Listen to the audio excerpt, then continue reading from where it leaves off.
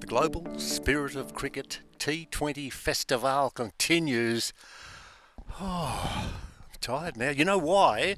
Because we're building up for what's been a stunning day of sport, not just here in Mildura, but there's been a bit happening and we'll fill it all in. But the good thing about this is I welcome Michael Paspovich, who's been a wonderful addition to our coverage this afternoon. How are you feeling, big fella? You came back and you look like you've climbed out of a washing machine. Where have you been? I've been celebrating for another second Brisbane victory. It was against Penrith in the NRL to go with the Lions yesterday.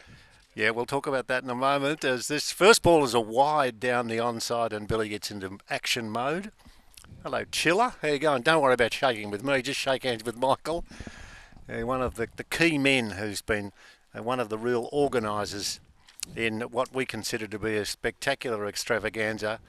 Chiller Charlesworth, one of the umpires here too. That's good. It is, absolutely. No, it's been great. It's been a great great tournament, great day today. It's going to be an awesome evening as well. It will be. This ball is a better ball down the ground. It's hit for the single. Better hurry. There's a chance of a run out here. Or bad throw back. Bad throw back. And there's some frustration that's being experienced by the keeper because there was hesitation. Yes, no, thank you, mother, for the rabbits. We'll go. Now, is number 13 all right? Well, he's done a little something there. Oh, no. That's Adnan Khawaja. That's a limp too. He's just that quick single from a standing start. Just having a little discussion with each other. We've seen a few calf muscles. Yes. A few compression stockings on left calves floating around. I've seen all that certainly at lunchtime today. But here it is. It was just chipped down the ground. Quick single off the mark. The throw came to the keeper's end. Didn't take the spales off. But they missed out there. But he's on. He's pushing ahead though. He's been a bit of a star, hasn't he? Well, a lovely man to talk to too. Yeah. He's so proud too of what he'd been doing in the middle. And unfortunately, the return there was disappointing. A real chance for the possible run out, but it didn't go to the keeper who got up in a hurry. So there was no chance of a run out. This ball takes him on the front pad as he leant forward and tried to turn it away, but that didn't happen. And of course, we're calling the cricket just in case you missed one of the most extraordinary finishes in sport for a long, long time. We had the AFL Grand Final yesterday where Brisbane scored a 47-point victory over Geelong, did it brilliantly. And today, coming from 14-0 down at half-time, it was the Broncos as this ball, wide of the off stump, hit hard down the ground for 4. Lovely shot, picked the gap, and that will run away all of the way along the ground for 4. So in the first over, the score, and we'll just get our little flick on the board to come up, and that'll be good. Thank you, fellas. Roaches 1, Khawaja is 4, and it's none for 6. And Brisbane Broncos climbed out of a significant hole in the ground and got up and won, and they go into the grand final against Melbourne Storm next week. They won the game 16-14, and Michael Kasparovich got hold of a pole and has made a world record leap in the pole vault, I think, when you saw that. Oh, stirring stuff. Now, of course, we'll go with a concentration on the cricket because this is a good tournament. But doesn't sport do things for you? Oh, it sure does. And I just with on Friday night, the Melbourne Storm beat Cronulla, I think it was, to get through to the final next week. Now, of course, that's the Melbourne Storm, but the Lightning Storm, who are out tonight, there's actually a relationship there. There is. Ooh. And not only the colour of the strip they're wearing either. All right, so we're talking relationships now at none for 6 in the first over. Ball over pitched and hit hard down the ground. Hit smoothly but straight to the fieldsman, and there's no run. It's none for 6 in the first over. So I know that I heard that one of the guys, might be the owner, who actually does some work with the Melbourne Storm. He wasn't there, of course. He was here in Mildura, and their game on Friday night. But I dare say he'll be in Sydney next weekend. Be a biggie.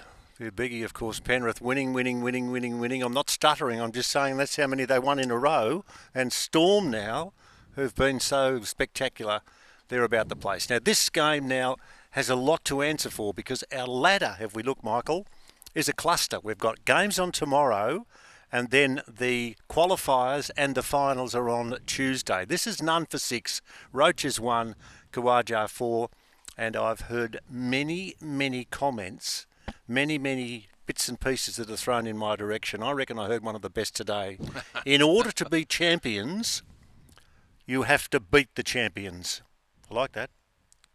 You don't like that? I've heard something like that before. Okay, all right. I thought that was a big build-up there. Well, you read out what you've got then, will you? I was just going to say, it's been a wonderful tournament, and I know that for the Lightning Storm side, and we're talking about Khawaja, he's got the highest score of the tournament so far, 113. That's not bad, is it? No, it's great. We've seen 300s in the tournament as well, and I think he's the third highest as far as getting boundaries. That's 4s. Just 24 4s he's hit. It's not bad. It's none for 6. Roaches 1, Khawaja 4. Korolaje is now the new bowler. His first ball tossed up. When you're starting to call the first over, you're thinking, hang on, they're starting with a spinner. Well, this happens often in this T20 form of the game. And the spinner, whose right arm over the wicket, comes in, tosses up, teasingly, pushed down the ground for an easy single. And a special cheerio, we send them to a lot of people. One to Jess Tarzinski, who is the physio who's been here for the duration of the earlier tournament and this tournament. She does a bit of work for Cricket Australia in women's cricket. She's a delightful young lady, and she's been just so busy looking after all of the injuries. I hope people brought their Booper card with them because she has been busy. Yeah, she's a really nice lady and just so thrilled at the job that she's got that she loves, and isn't that a good bonus? That's fantastic. None for 7. Roach 2, Kawaja 4. This ball tossed up and dragged away on the onside. That's a reasonable looking shot. Is anyone out there? Yes. Someone wearing the pink. Have you got any pink runners in your cupboard? No, I don't know No? runners. Okay. None for 8. Roach 2, Kawaja 5. Of course, we've got... I've got a nice pink shirt though. Oh, have you? Yeah, I've got a few pink might bring shirts. it out tonight. Well, where are you going Maybe tonight tomorrow. in your pink shirt? Save it for a Monday night, maybe. That's all right. Next ball is... and we're on a boat Monday. Oh, Monday night or is that Tuesday night? Yep. Tuesday night. No, I wear pink, of course, only because I like to support the Glenn McGrath Foundation for breast cancer, and that's, of course, the pink. It's none for 10 with Roach on 4 and Kawaja on 5, and so we'll be putting out an all-points bulletin to local radio stations tonight about someone who used to play for Australia who's wandering around the streets of Mildura in a pink shirt. On Tuesday. It'll be Tuesday. on the boat. Okay. It's about the only clean shirt I've got left, actually, after this week. Oh, it's been a wonderful week, and we've been so blessed by the weather. Feels like we've been here a month, though. I was going to say 2 months. All right. That's a ball of full length and it's hit away off the toes up to deep mid on. It's leant forward, timed it very well, and it was down the ground, and they pick up 1. So Roach 5, Kawaja 5 at the end of 2 overs. The score is no wicket for 11, the match between Lightning Storm and the RJR All-Stars, who won the toss and elected to bat. Good night too for batting out there, and a spectacular few days to work out who's going to win. We'll check the ladder, the run tables and that with all the qualifiers. A lot of money up for grabs too. Sure is. And I think as far as the total, so from a batting point of view, looking to score, what sort of 180, I think, is a relatively good score. But it's seen to be chased down also because what happens, there's a little bit of dew that gets on the grass, a little bit of moisture, and the ball just comes out of the bat. It doesn't slow up as much. And the lights are really good here too. The quality of the lights. Yeah, they are. It's a really nice complex. I had a walk around this morning and the netball courts away to our left there. They're spectacular. 10 of them. Gee, they look good. Of course, there is a concert 28th of November. Lenny Kravitz is playing right here. Yeah, had a call from Len. He was very pleased about all the mentions that you gave him. It'll be fantastic, that one. Yep. Now this ball, first ball of the new over, taken on the front pad and it bounces away and there's no run. I was talking to Leanne, which is at the back here, who runs the stadium, who works here. I also heard that she was a fabulous cricketer. Oh, was she? Locally, Leanne, yeah. But she was telling me when I asked about Lenny that he's actually, the stage is going to be over at the other side, roughly kind of where the scoreboard is. But Kings of Leon played a couple of years ago here too. Good. And there's an appeal for LBW. It appeared to be heading down leg side. The ball attempted to be worked away on the onside, but there's no run. Help me, please. Nostalgia, not just a thing of the past. Kings of Leon. Well, no. With Lenny Pascoe, Tasmania got to, I think it was a Shield final up in Sydney at SCG, and I reckon Lenny Pascoe played in that final. Tassie didn't win, but this is going back a long time, and I just had that. He was so good with the press and with interviews and all that sort of stuff, and just a wonderful person like yourself. When you saw Michael Kasparovich in operation, you knew you were going to be entertained.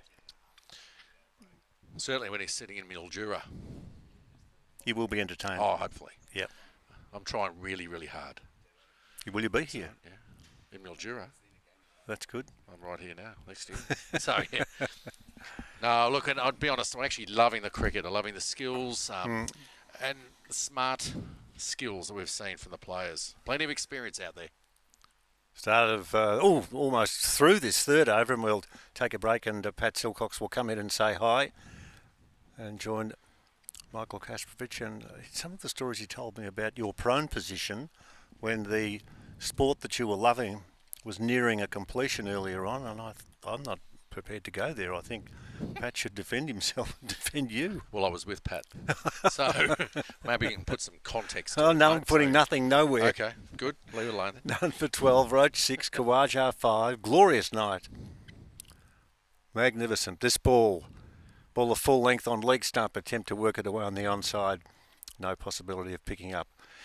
And looking at the scores that we have seen, you know, when you start to say, right, I got 20 overs, let's say they can get 5 or 6 and over, that doesn't get you a massive truckload of runs, does it? No, 140 is just not enough with the games we've seen over night time too, especially here with their 65-metre boundaries. You've got to be 180 plus. Simmons in, last ball of the third. Wide of the off stump, hit down the ground, good shot, just the one. Man protecting the deep on the onside, so they stroll through for a single. None for 12 at the end of 3 overs with Roach on 6 and Kawaja on 6 here in Mildura. Alliance Biograin grows organic grains for strength, vitality and joy. Every grain carries the strength of the land, bringing real nourishment to every table. Because health isn't just about eating well, it's about living fully. Organic nutrition meets senior cricket. Alliance Biograin and CCMC, nourishing seniors, one meal, one match, one moment of joy.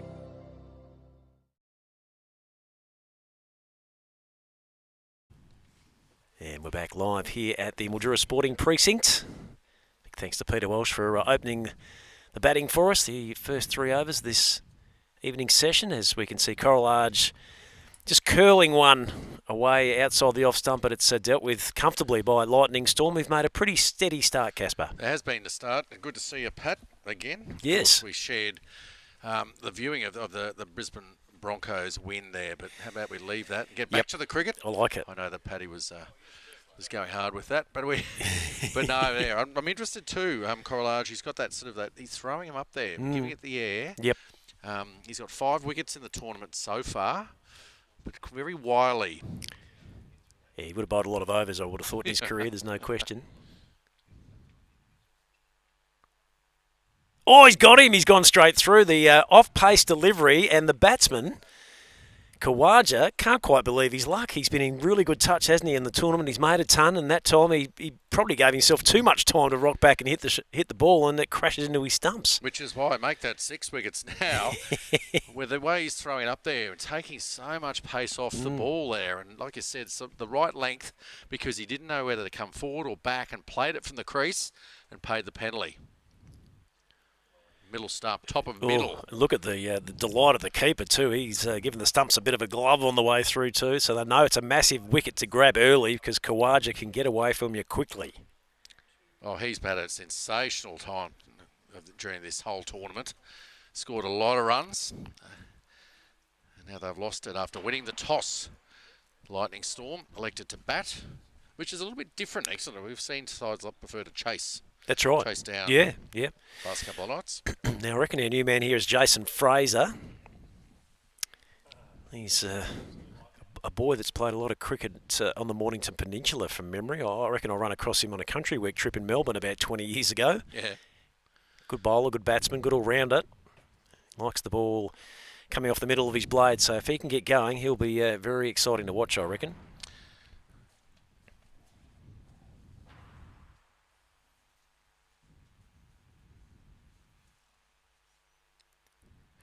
He's back and in behind that one, playing it back with respect. But as you said, Coral Arge is making the batsman do all the work, isn't he? He sure is. And he's sort of throwing it right up there, giving it plenty of time to, really just mess with the batsman's head. He went a little bit quicker, and Fraser's hitting it on the full down the ground. There's a man down there at long on, so they'll pick up the single. And I reckon Asitha would be the sort of guy that would enjoy playing at night time under lights, because he doesn't need to have to worry about creaming up the dome to try and be a bit sun smart. No need for a hat right now. No, not at all. Not at all. Don't think you get burnt by the lights, do you? No.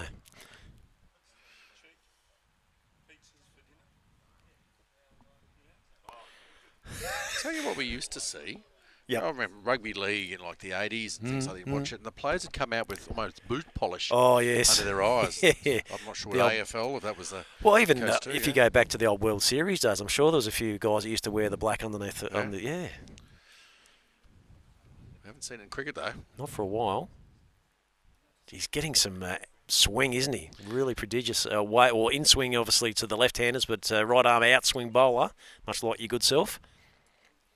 And that's the end of the 4th over, and the score is 1 for 20. So 5 runs and over. I'd reckon that the All-Stars would have to be pretty happy with this start. Yeah. The bowling team, that is. That is the bowling team. You'll be really pleased with that. As we've always talked about, every dot ball or even singles are so valuable. I know with the ball in my hand was always the case. You know, obviously it's getting rid of the boundaries. Yep. You just got to take them away. You don't want to see them at all.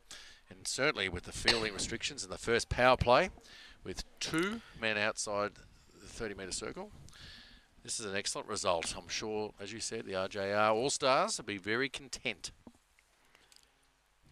Now, from one bowler to another, I'll ask you a question without notice in a second, so just stand by as we wait here for Simmons, who's been very impressive in his start-up from the Deakin Avenue end here at the MSP. Just trying to get his field set. Actually, I was just watching while I was off mic before. When you watch Simmons, he sort of gets that sort of high toe action in his run-up, a bit like Carl Rackham and Mocker used to have. That sort of looked like he was gliding in at times back in the day. That one hit out into the offside, and they'll pick up a single. Now, my question to you from a bowler, in a limited overs format, and whether or not it's a T20 or a 50-over game, was your mindset more, I want to bowl 10 overs for as less runs as I can, or do I want to get as many wickets as I can? If I go for a few, if I get 4 or 5 for 50, that's okay. Because I always thought we played 8 over, 40 over games. If I could bowl 8 overs for 10 or 12, if I didn't get a wicket, I reckon I've done my job. That's perfect. Straight back down the ground. Look, well, that actually is the way to go. I think keeping things not being negative, but it's risk versus reward. And I think especially when you're not only starting the innings, you want wickets, but when you're closing out the innings and bowling the last 3 or 4 overs, certainly in the longer form in 10 overs, that's where you don't want the boundaries. And bowling full, straight was the go. As we see Roach just hitting out down the ground, they'll get through for an easy single. Because I guess if you had 2 blokes in tandem bowling tight like that, the batsman's probably going to make a mistake by frustration, and you're going to get a wicket or 2 anyway. Well, you know who your friend is out there too from the fielding side is the run rate and the scoreboard. Correct. So you can actually remind the batsman around the score rate, runs required, or the run rate required is going up. So with each dot ball, just keep mounting that. Remind him that it's going to make it harder here.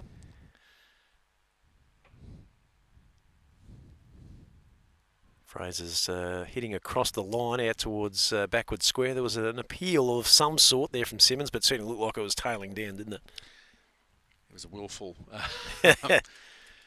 appeal. Oh, look, and I think that's it. You're just going to keep doing that. I like what he's doing here. A little bit of shape. There's no need for slips. I don't think we've seen a slip catch. We've seen also last night there was actually a caught behind that had a little bit of extra bounce that came through. But you generally, as a goal, like to be nice, quite full with the ball not quite coming on. Just like that last delivery. It's a little bit of movement there. But I think from a batter's point of view too, he knows now that there's only been 2 runs off the bat and 1 leg by this over. Ideally, you're after that boundary.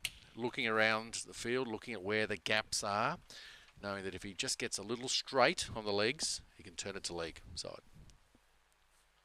Or it put does it over the fence like that. Well, it was sort of turned, or should we say more so heaved across the line. And, well, I think that was the initial intent was pretty much that was what he was going to do regardless of where the ball was going to be pitched. He'd made up his mind, I'm going. And, well, good full credit to him because he threw the kitchen sink at it and got a good reward. And a great example right there where you have your zones when you're batting. You've got to have, and when I say zones, sure, there's the areas, but it's dependent upon the ball you receive. And you know that if the ball's going to land right there... Geez, he hit that well, didn't he? It's going to be in that swinging arc. He can swing his arms. I'm not calling that a slog sweep at all. No, it's just hit through the line in the end, didn't he? And of course dragging it to the leg side because there's a big gap there, and at the end of the day, when you get over the fence, it's in the book. It's 6. It's 6. Exactly right. 1 for 29 in the 5th over. We've just rolled into power play number 2, so an extra man can drop outside of the circle now. Correlage has done a great job with the new ball. He's got through his 2 overs with the figures of 1 for 12. As Casper will do a head count with the field for us. Again, throws it up and asks a lot of questions of Jason Fraser, who has to come forward and just push it back into the wicket. What did you come up with, mate? Well, there's 4. Okay. Outside? Yeah, I had a feeling it was 3, 4, 5 in the power sorry. plays. I'm Okay. not sure. I'll have to do some looking through the rule book, but they've got 4 out there at the moment. Another foolish delivery as Fraser turns it out to the onside. There was a bit of a clumsy effort in the field. It was efficient, but didn't look that great on the screen. Just slippery out there, maybe. the small spikes. Bit of dew starting to come into play. Exactly, and that's absolutely part of it there. Yeah. Oh, look, I think with like we said, 4 men out in the second power play. Once again, he's having a good look around. I mean, it'll be interesting to see what he does again. The men deep, they've got a man deep forward square on the leg side, and deep long on. Of course, with the ball going away, he's got a bit of risk involved if he takes it across. Winds her up, Roche turns it around the corner. He'll beat the man there. He was positioned on the 45 just behind the ring, and also the man in the deep, and it gets away for a 4. This is all about angles here. With the man back forward, square leg on the fence, and as you said, just the man just there on the short sort of angle leg side, short final leg, call it that. Just that extra bit of time to get it squarer, and that was great work there, and all along the ground the whole way. Yep. I'm just wondering too if maybe the ball gets a little bit damp as well. Be a bit harder for the slow bowler to get a good grip of it, yeah. Perhaps. It's been a great ball too. Throughout the tournament, these balls have held up really well.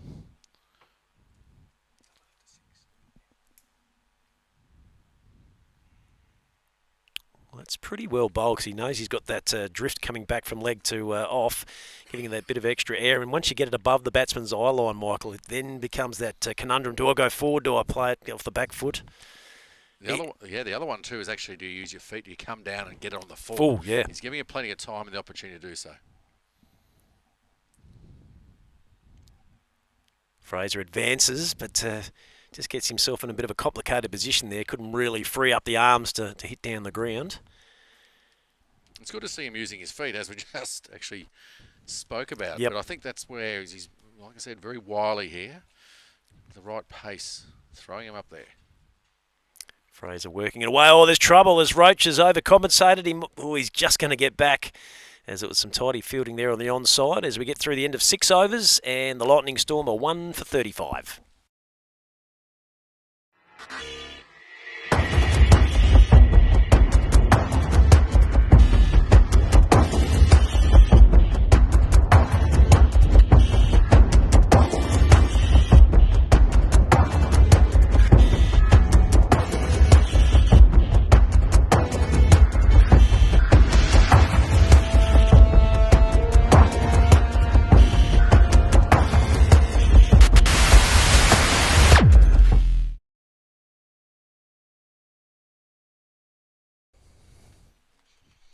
Welcome, Casper. It's Darren Cheek here, returning to the commentary box.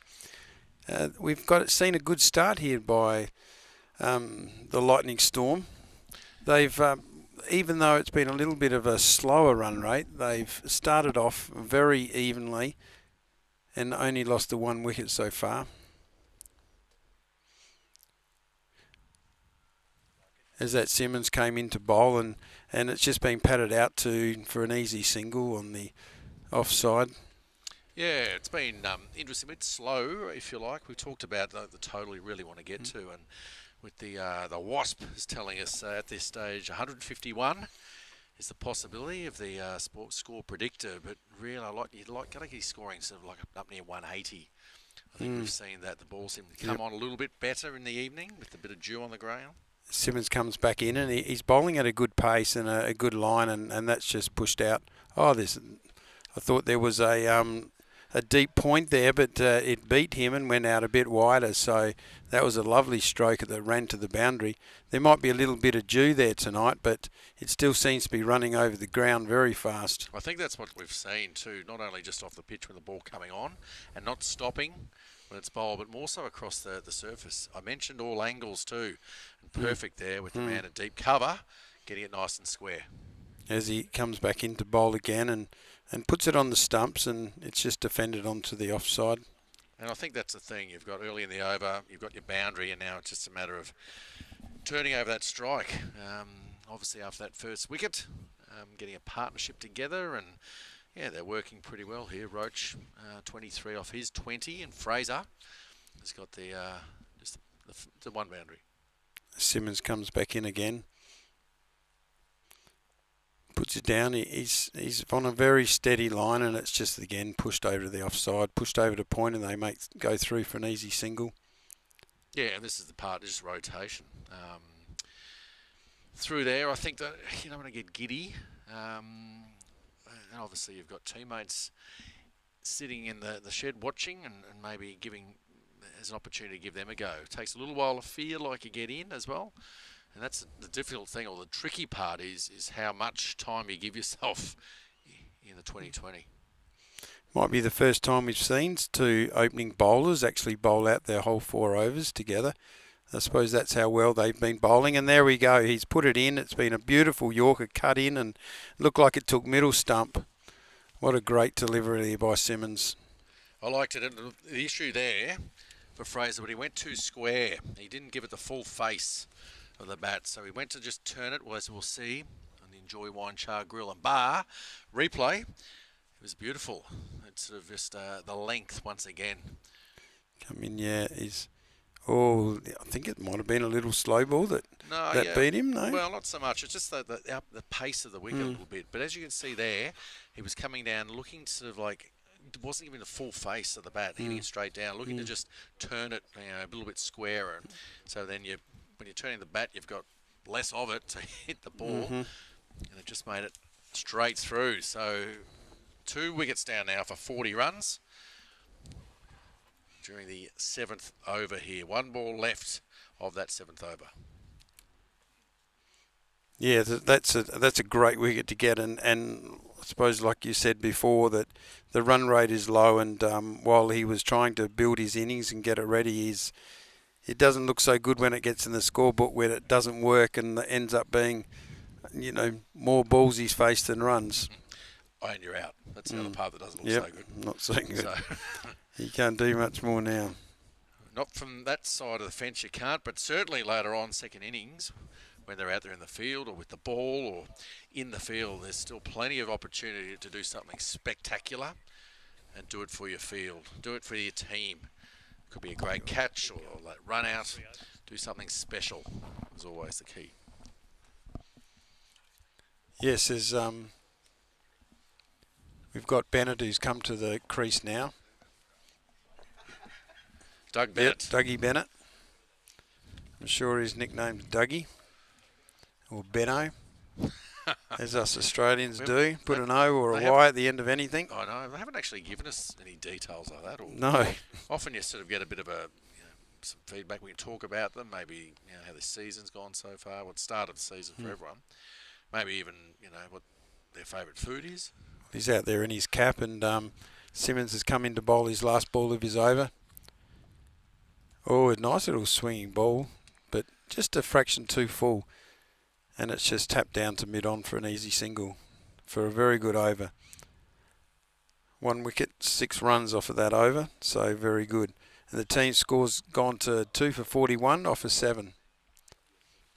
Yeah, and that wicket, as we'd always talk about, it just changes things up with a new batsman coming to the crease, looking to spend that little bit of time coming in. Of course, David Roach out there, has been looking pretty good. He's got the feel of what's going on here. I guess, good when you're in between the overs. Come on down, new batsman. What do you think they talk about? Oh, they just talk about, hey, come on, punch around. What are we going to have for tea afterwards? Grab a pizza or something? I'm going to say it's quite late when we finish, but yeah.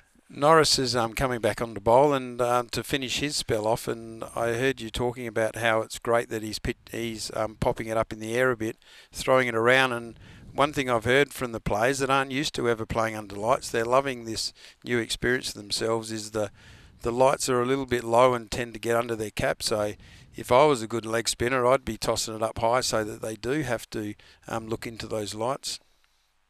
You bowled hand grenades, didn't you? Did you worry about my bowling? In comes Norris again, and he a little bit of spin there, but it's just easily read and tapped out to the offside. It's quite funny when we're mucking around in some even like charity games and playing that, where often you'll get the bowler can come in and just like this, slow it right up, throw it way high, above the eyes, and really it messes with people. Absolutely, there's no pace to work with the ball. I remember there was a time when I used to try a few of them and throw them up real high, and I wouldn't have a mid-off fieldsman because I'd have enough time to run over there and field in mid-off before the ball actually landed. Norris comes back in. Oh, it's a bit wide. Oh, I think he was a bit lucky there, but ended up being a good ball for a dot. Every dot ball's good. Yep. From a bowling perspective. Steps into the wicket, just 2 or 3 little steps, and puts it up, and it's just pushed to a fine leg, but no run made. It's looked really good and certainly effective, Correlage. He's talking about it, and he's quite efficient in his both the run-up and action. Yeah, very efficient. That's why you need to be in Masters cricket, efficient. We've talked about that with the batsmen hitting 4s and 6s. It's a lot better to do that. It's easier to stay out there for a lot longer if you don't have to run up and down between the wickets. It's a bit cool this evening. I know it was 10 degrees this morning when I got up and was going for my walk this morning. I'm just wondering if Mr. Collage has actually broken into a sweat. Looks like there's a bit of sweat on his head as he comes back into bowl and just puts it on middle stump, and it's just tapped away. There's plenty of sweating going on. There looks a bit of sweating going on the head there. Don't worry about that. There is heaps. Maybe he shined up his head tonight just to put the batsman off a little bit as well.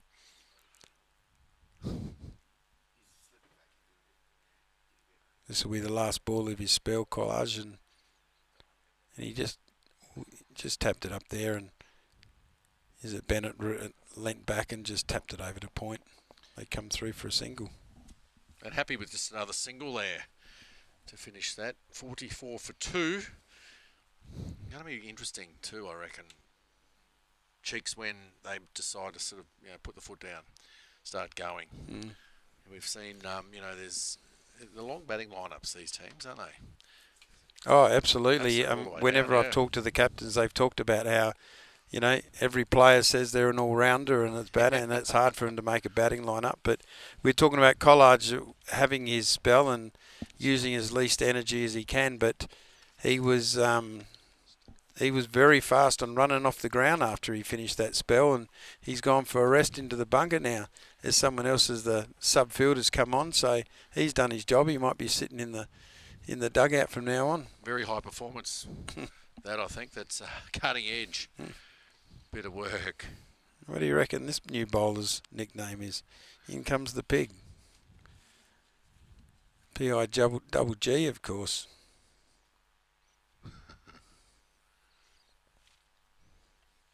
Looks like he's another little spinner that few steps and in he comes, and we found them to be, as it's tapped behind down to a short fine leg. We found that they're really effective in this cricket, aren't they? The quick bowlers, they tend to love them coming onto their bat, and the bat just does all the work, but they have to do all the work to get it to the boundary now. They certainly do, and we've seen it really, it's been effective throughout the whole tournament for RJR All-Stars, who are the top of the table. Yes, top of the table. Top of the table and the ones to beat. Ones to beat, and they've got the highest percentage too, so they've been getting the scores quite easily in majority of their games. They'd be feeling on a bit of a high, I think, as Pig comes back in and puts it wide, and it's just tapped to a diving Rusty over there. I love it. And I'll talk about the energy, and I'm just instead of just watching it just go through, it's stopping the value of that sort of diving around that we're seeing and stopping every run. It's crucial.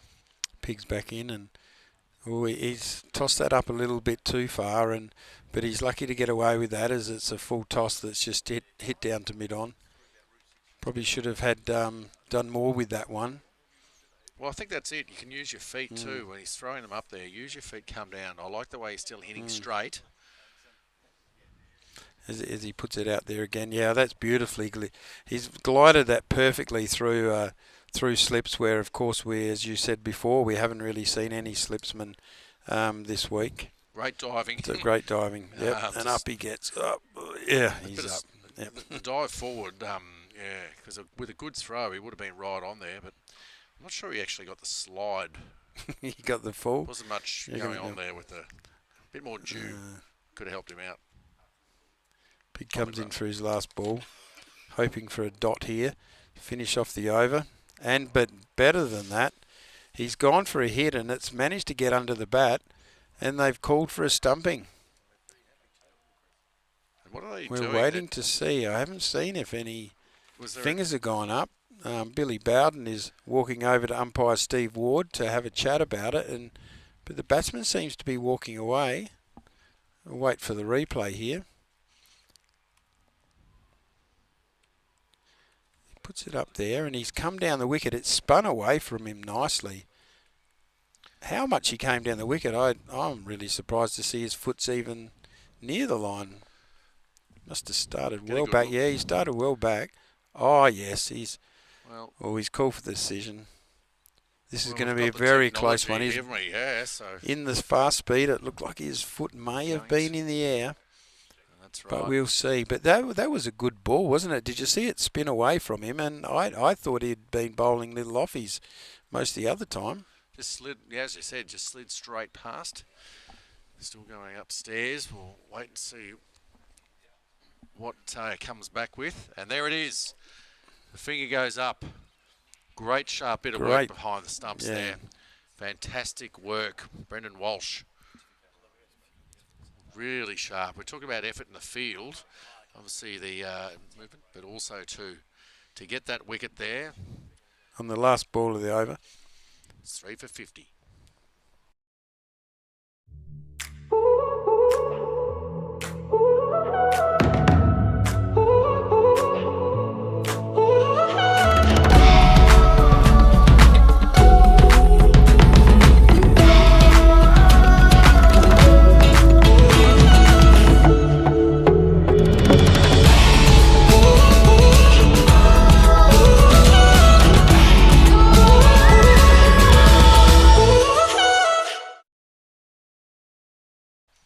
Welcome back to the Mildura Sports Precinct, where we're seeing a very little tidy game at the moment. 3 for 50 off of 9 overs as we welcome Pat back into the attack here behind the desk. Into the attack. I like that, yeah. Just been out having chat to third umpire Brenton Hillman, who was obviously just called into action there for that stumping. And we were both having a chat. We were watching it from side on in real time, and it looked pretty decent first view. And I think it only took one replay to make the adjudication, but as Pig comes back in and bowls his little offies, which is just pushed down for a single. Yeah, I was actually impressed at how the batsman, Bennett, came down so far and how he even got his foot back so quick. His recovery was or okay, was that wasn't just it? the pace of the bowling that he was able to get it? But he made it close. His foot was just in the air, I see. Spot on. So it looks like it's Glenn Sosnick who's the man that's in operation, bowling from the Vineyard end. Switched over. Yep, so change up there. 3 for 51, and this is the 10th over.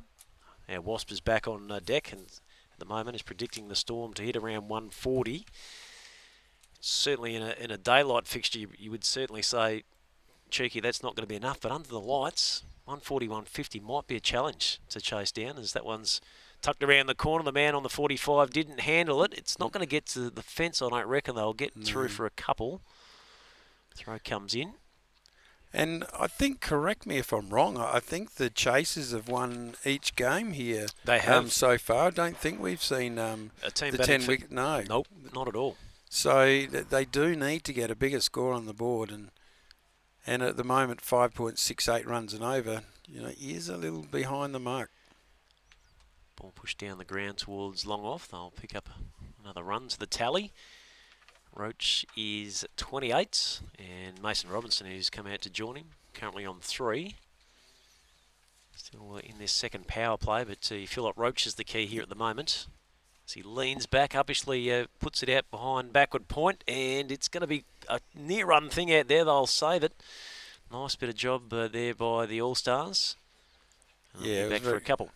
Yeah, with no one fielding there, I think that's a really good spot to just try and tap it behind. And I'll leave it to you, Pat, to call the bowler's name each time. You seem to have got that pretty well. Well, I've just manufactured it. It's probably not right, but I'll go Sosneck. That's what I went with the other night. Is Roach seems to like them in that spot, doesn't he? Well, anyone likes a full toss, and he's reached that out and pulled it over to the onside. Possibly it might have been that good one to put down through the slips cordon again, but it was very well done and a single run through. 3 for 57. As Robinson is just deflecting away into the onside. They'll get through for an easy single. So at the end of 10 overs, 3 for 58. We'll just keep an eye on the boys out there as to whether we're going to go for a bit of a gulp. It is the halfway stage of the innings, and it looks like we are going to take a drinks break here at the MSP. What's going on?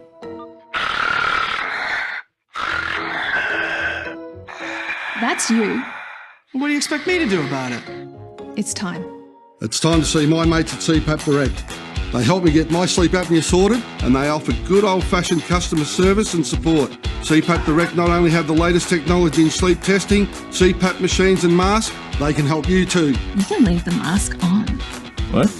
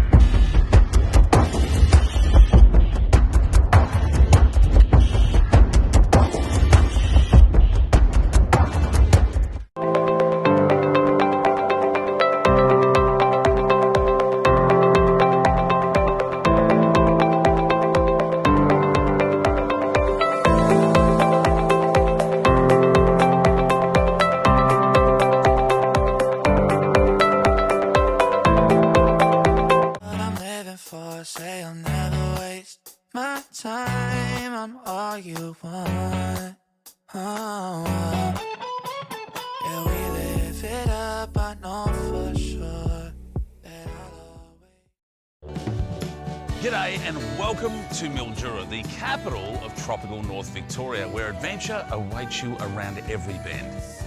But unlike Queensland, you don't have to worry about crocs. Epically wide river that goes forever. Perfect for water sports.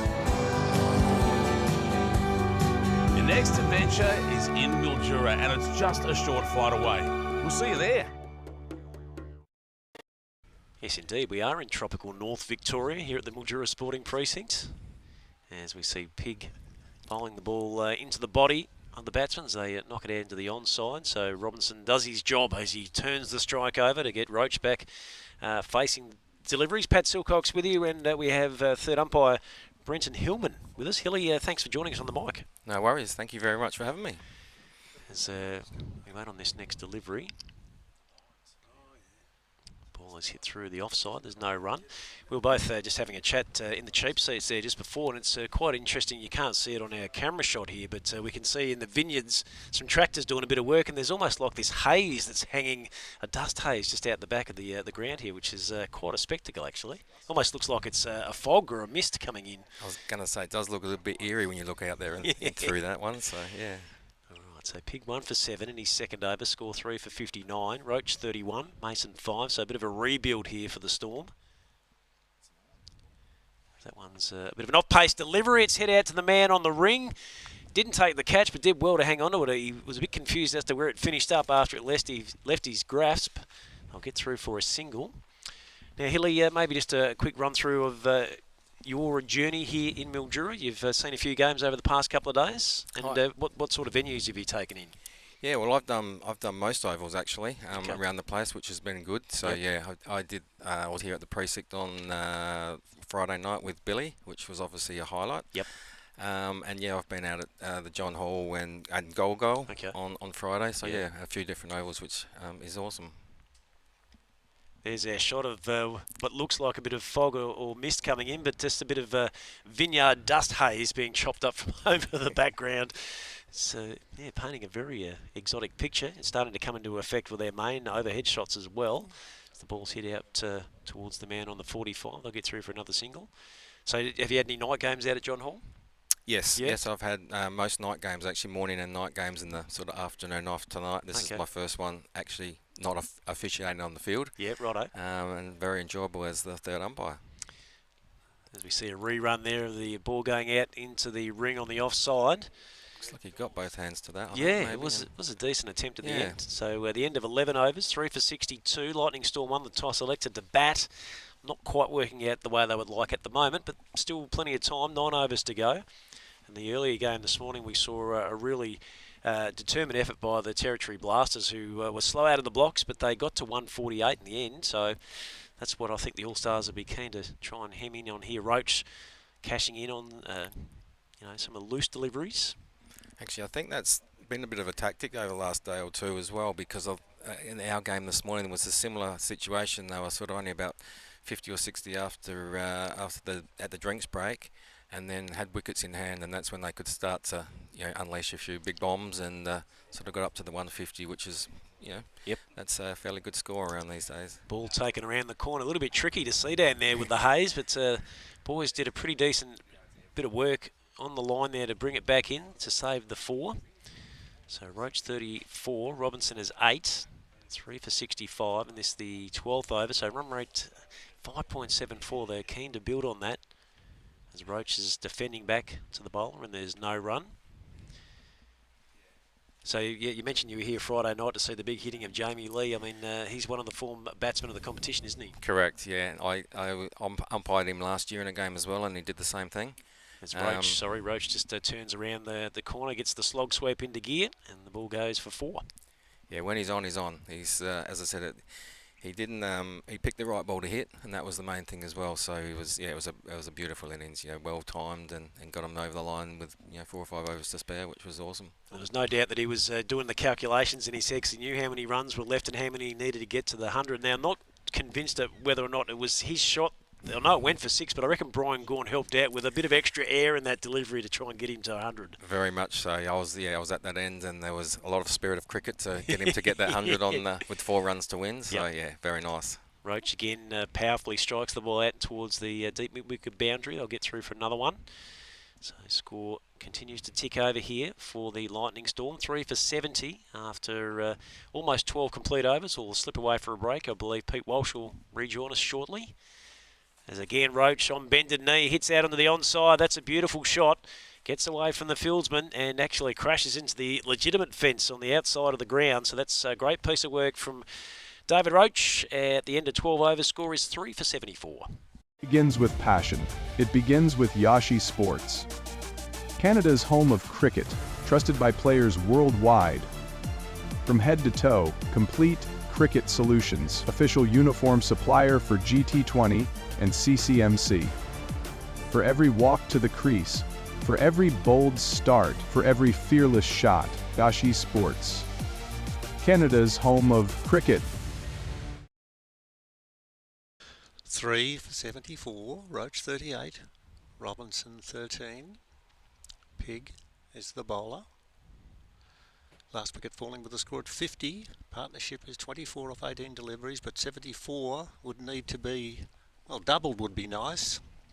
And we are joined, of course, you've heard Pat speaking and welcoming our umpire, Brenton Hillman, the third umpire. You look a bit lonely out there. We thought we'd better drag you in because you've got, I don't know whether you're listening to greyhound racing or harness racing or just listening to the dulcet tones of Billy Boughton in the middle. What are you doing? That's it. I'm waiting for the race 7 coming up later. But no, it's enjoyable listening to Billy any time of the day. So yeah, I'm happy to help him out. Oh, I'm sure it's a thrill for you, but also we mention all of the adjudicators, not just Bill, who has worked so diligently at his trade, and he loves it with all his antics. But the most important thing about it is he is very professional. And when I did have a chat to him about the passing of 92-year-old Dickie Bird, I detected a tear in the eye, because they're a close bunch. And when I say they're a close bunch, you're part of that bunch. Correct. It is actually. And I was talking to Billy earlier today about the same sort of situation, and how they sort of you umpire with people, and you mightn't see them for a year or two, but you still have that bond with them, because, as I said, especially in a week like this where you're sort of umpiring together, and it's also on the outside as well. We're staying as a team, and it's been really enjoyable with all the 8 umpires that's been here. Yeah, I'll follow that through with the next question as they go through for a single. It's tapped away up to Whitish mid-on, and the score moved to 3 for 80. Roach and Robinson getting together with a good partnership. And it's the spirit of cricket. It's being able to rekindle friendships that have been made, get in contact, and most importantly, when you head in different directions, to try and maintain that contact. That's what we're trying to push hard, as this ball is not hit with the power or the authority that was expected, nor the timing. It went away on the onside and there's no run. So we are one shy of the end of this over, 12.5 overs bowled, and we thank Brenton Hillman for calling in and saying hello. As that ball just outside the off stump, maybe a little bit of turn, it went through to the keeper. End of the over, and you're going now to go back and sit with all your friends, are you? That's it, back out on the bench. Cheers, thanks for having me. Thanks, Wazzy. Brenton. Cheers. Thank you very much. Michael Kasparovich has to warm another seat this time because I can't get up and move. That's a pathetic excuse, I know, but still, we can give you the score. 13 overs down, and let's have a look. 3 for 80. Winning the toss and electing to bat Lightning Storm. And we should mention, as I welcome you back, Michael, this is an important game, of course it is, but the side that sits on top of the table with 5 games and all W's is the side that is playing Lightning Storm. And so at 3 for 80, it's a good game, isn't it? Yeah, it is really good. We talked about totals you want to aim at, and playing in the evening here, we've seen 180s. Yep. So the mark you really want to get to. So I just suggest for the Lightning Storm that they sort of do start to go a bit harder here. Of course, 7 overs left. So 42 balls. So it's time for them to really get going. A few wickets left in the shed. But yeah, I don't think that sort of predicted score of around 140. No, I reckon 45 you're right there. is enough. Now we're going to see the start of a new over, and I just want to talk about the weather very, very briefly. Have you ever played in fog and mist? Up in Toowoomba. Toowoomba? Yeah, it was almost like a cloud. Really? I remember playing up there as a kid, as a young fella, school days. You couldn't really see the other end of the pitch. Right. But it did sort of blow over, a bit like this one has done today, or tonight I should say. Yeah. Looks like it's thinned out a bit. Yes, we looked across toward the vineyards and we couldn't see them as clearly as we would have anticipated, as this ball is hit sweetly out towards the square leg boundary. Felsman sweeps and does the picking up and returns nicely. And the restriction of the scores is just the one. 81 for 3 makes it 82 for 3. I'm just wondering too, I know that you like your music, you brought I it do. up a few times. I'm wondering if that reminded you of a Purple Haze. Well, that's very good there. I like that, Michael. One? Yes, I Yep, do. okay. Yes. Did you sit on that for a period of time when you were laying on the bed listening to the rugby league or what? No, not at all. That just came to me right then. That's spontaneity. That's what we like. As this ball is patted down the onside, no real power in the shot, and they will walk through for a single. It's 3 for 83 with Roach on 44. He's the man that you'd want to be at the conclusion of the next 6 overs, to be still at the crease. Robinson's 15. Yeah, that's right. 15 off 13 deliveries. He's taken just that enough time. I think he's going to go here and go hard. This ball is a slower ball and it's dragged away on the onside. I've got to pick it up where it is. It hasn't disappeared into the fog, thank goodness. It races out there towards where Hall picks up and will return strongly. Roach 44, Robinson 16, 3 for 84. You see how valuable that deep mid-wicket position is, isn't it? Just dropping short there. Yep, let's see what can happen with this delivery. And that's a good shot too, although it will only pick up the one. He waited for it to come onto the bat just outside the off stump and nurdled it down towards short third man, and they were able to go through for 1, 3 for 85. So just singles coming up, 5 of them in this over, or 4 in this over, and so nothing out of the ordinary, and we just about at the completion of 13.5 overs, so 1 to go in this over. That's a full toss, and it's hit well, hit smartly, and hit strongly, and will reach the 4. And that's a much needed 4, a disappointment from Homan off the last delivery. 3 for 89. And I mentioned to you when you're on air too, and it wasn't very fair of me just to hand you some paper, but the fact of the matter is that this RJA All-Stars team, they're the team to beat in this competition to going into the finals on Tuesday, because they're unbeaten at the moment, 5 games and 5 wins. I'll tell you what, they're going so well and look really good, and you do get your confidence from winning, and which is certainly when you see all sporting teams taking it through, and look, they played really, really well. I'm just wondering too, we're sitting here right now, and then in the background, I think upstairs here, there's actually a party going on upstairs. I've seen DJs. No, you can't go. flashing You've got to lights. stay here. You cannot go. I can't go? No. I'm not sure. I'm just looking up there and the music and everything going on. I'm just wondering if they're celebrating the Brisbane Broncos win. No, that's If stretching. that's the party we've got to get to later tonight. Well, there's the first ball of a new over, and you're wearing your pyjamas, and so am I, so we're already dressed. Yeah. We're ready to go. We haven't got to go far.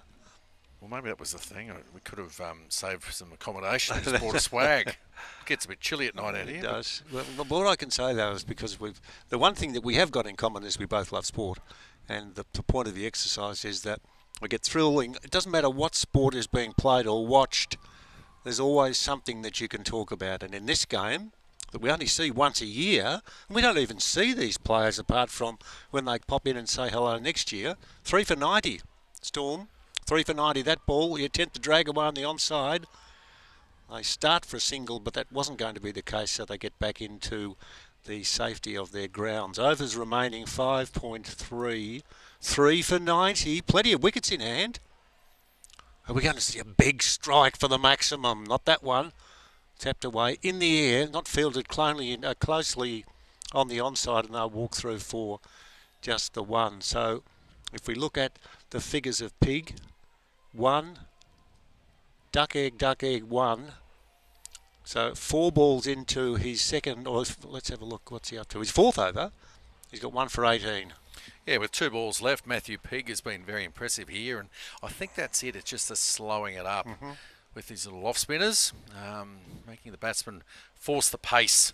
Now he drags that one very well indeed around the corner. It's going to be swept up and picked up inside the boundary. Good running down there by, I think that's Joss Boyle down there who got it quickly. And so the runs creep towards the century mark. 3 for 93, Roach 48, Robinson 21. This has been a good partnership. They came together. Let's have a look, and I'll just work out what the last partnership was. As this was pushed down the ground, very gentle, no real power in the stroke, and they walk through for 1. So the over, in effect, 4 off the over, and at the completion of the over, it is 3 for 94 with Roach on 49 and Robinson 21.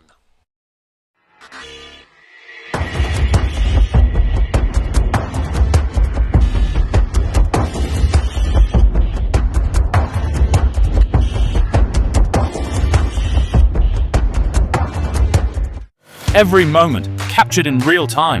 Wickets, boundaries, bowling, batting, all brought to life.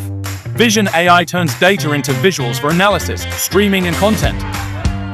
NV Play. Vision AI. The future of cricket is here.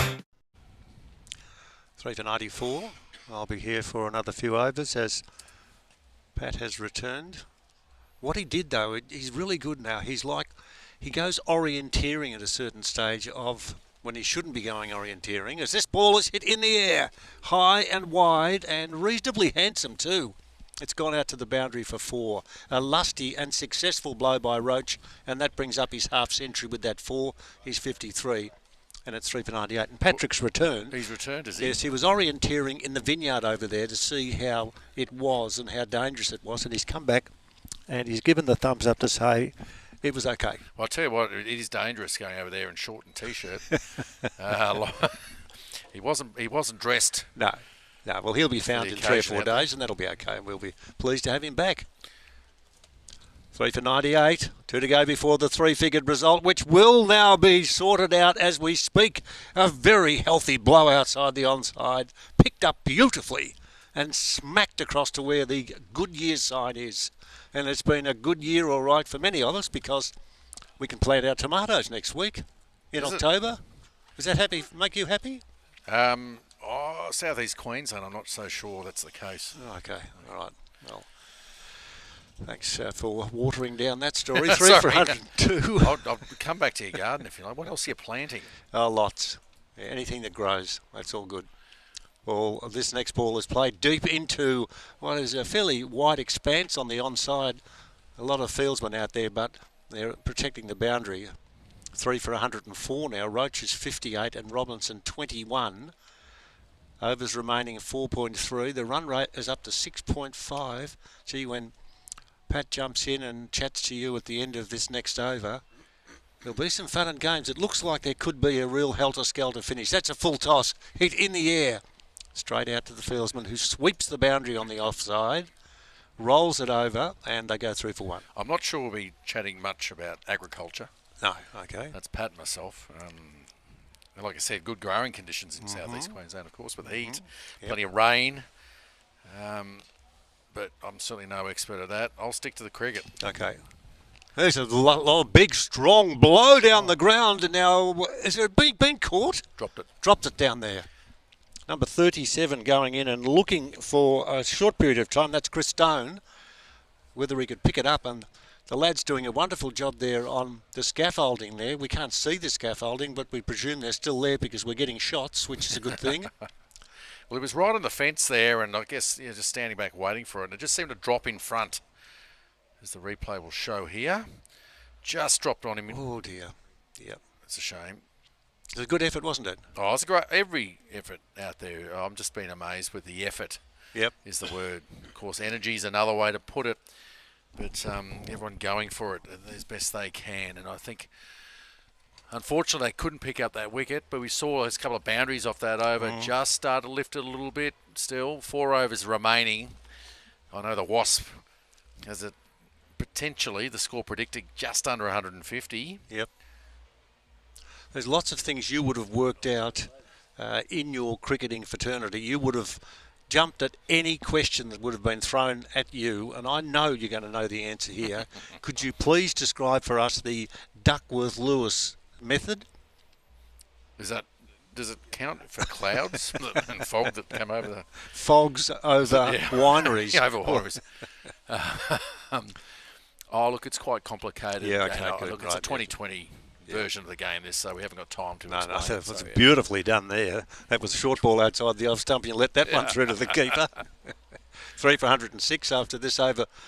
Pat Silcox to come through and call it until we finish the 20.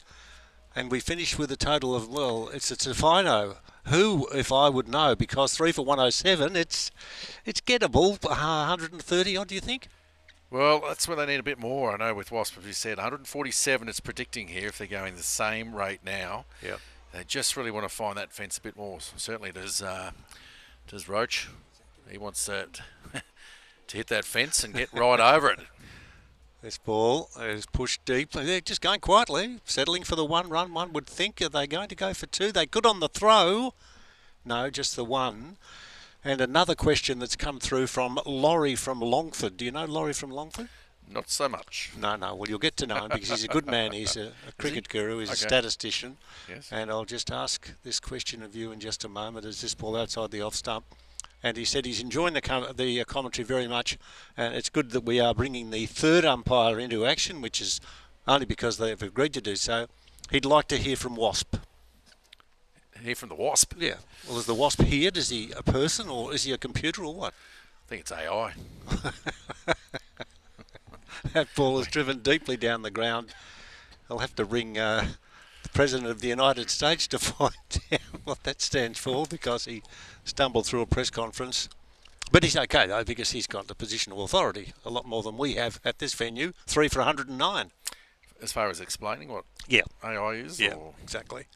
we just can't let it be in charge. No, that's true. Here we go. This ball is a full toss or a slow full toss. Hit on the full. It'll bounce. It'll keep rolling. And what a shot. It picked the gap between the two out on the deep. And one of the fieldsmen walks over and it looks like he's got a face mask on. He does. Look, he just picked that, like you said, the gap. It bisected the deep. Oh, it was a forward man at forward square leg, and also a man at long on, and the two of them running across just couldn't stop it. So it was perfectly placed. Yes, this partnership relishing the conditions and staying there. That's the big go. 3 for 1, 1-3. This ball in the air on the onside, on the bounce.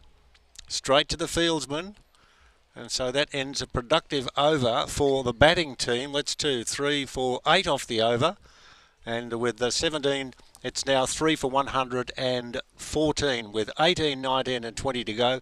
Some thoughts in a sec from Michael Kasprowicz, and then of course we'll be followed on by Pat Silcox.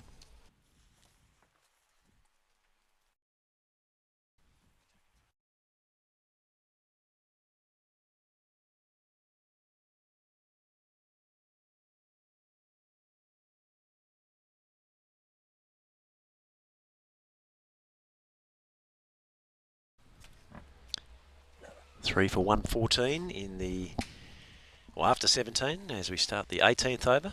Pat Silcox, Michael Kasprowicz with you as we can look out from our vantage point, Casper, and that misty, dirty haze that was just lingering seems to have moved through. It was quite a unique sight to take in, wasn't it? It was unbelievable.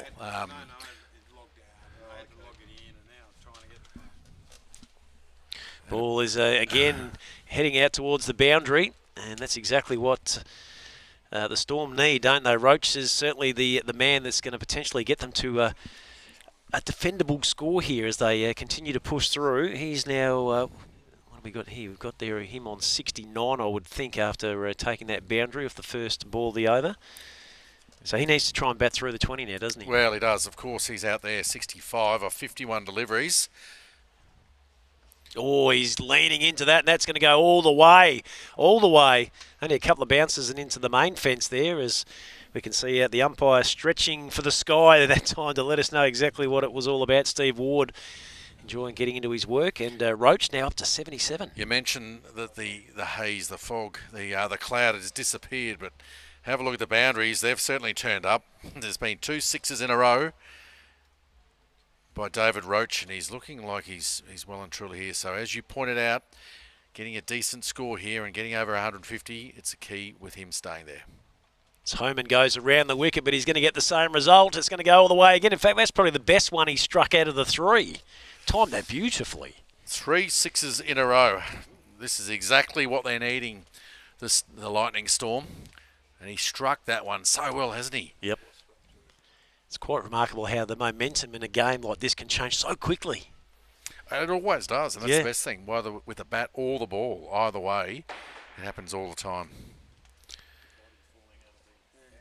3 for 132 as we'll get through this ball. I think you've got a nice bit of localism you're going to bring to the coverage in a moment, Casper. As this time it's Roach hitting out through the offside, and I think he's going to find the boundary again. He is a man on a mission at the moment. Look at him go. 87 now with the score at 3 for 136. Well, he's finding the boundary very well here. 22 off this over with 2 balls to go. There's plenty of action, and of course there was plenty of action late this afternoon. There was, wasn't I there? keep talking about the Brisbane Broncos winning, but we actually went with to the Mildura Working Man's Club. A lot of history there. Well, exactly. It's actually got, I heard about the Guinness Book of Records. So we wait on this one from Roach, and he's going to go 4-6 again, now towards backward square. What an over. 4 sixes and a boundary, and he is now at 93 from 56. We're looking at another centurion, That's Michael. Outstanding work, David Roach. He's just turned that around, hasn't he? We talked about the longer you're there, the easier it gets. Yeah. Well, he's certainly making that work well. Seeing him a lot of footies at the moment. Full picture. Oh, he got it high on the bat. The question will be, will it be taken? No, it won't be. It's going to go again. What a remarkable over. as we have a look at the score. That's 5 sixes in the over off Benny Holman. The score now 3 for 148 after 18. Are you a batsman who's still training hard, still getting starts, but the big scores just won't come? It's not your technique, it's your process. Email the word SPIRIT to info@simplebatting.com and we'll show you the 3 simple steps serious batsmen are using to become the run scorer their team relies on, season after season.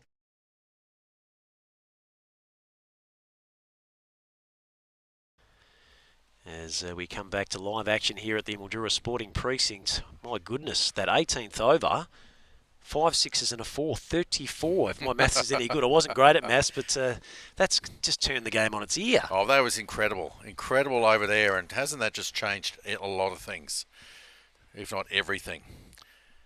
Now, tell us more about the Mildura Working Men's Club. That was the incredible thing that I witnessed there. Of course, it began in 1894. But then over the time they've sort of added sort of other sizes of the bars. I'll tell you how big it was. Of course, for those that are locally tuning in, they will remember fondly the long bar as it used to be called, and it was iconic, not only here in Mildura, but around Australia and around the world. Well, that bar was actually 1938. It was a T-shaped bar, 91 metres approximately. This bar was a T-shaped thing. The Guinness Book of Records gave it the world record. 91 metres. It's good going, isn't it? As this time Robinson's following suit, and the Lightning Storm are surging here in the back end of this first session. Single out to the man there at deep mid wicket, 3 for 149. How much was a schooner of beer in 1938? Well, that's a question, isn't it? That is a question. Well, she might have the answer to that. I'm not sure. 2 shillings. There you go. I heard over the back. Okay, right. There you go. So Roach now 99. Did they have a happy hour? Or was it every hour was happy? I'd say they would, as Roach is hitting out on the onside. He's going to get it through for the single, and he'll raise his bat.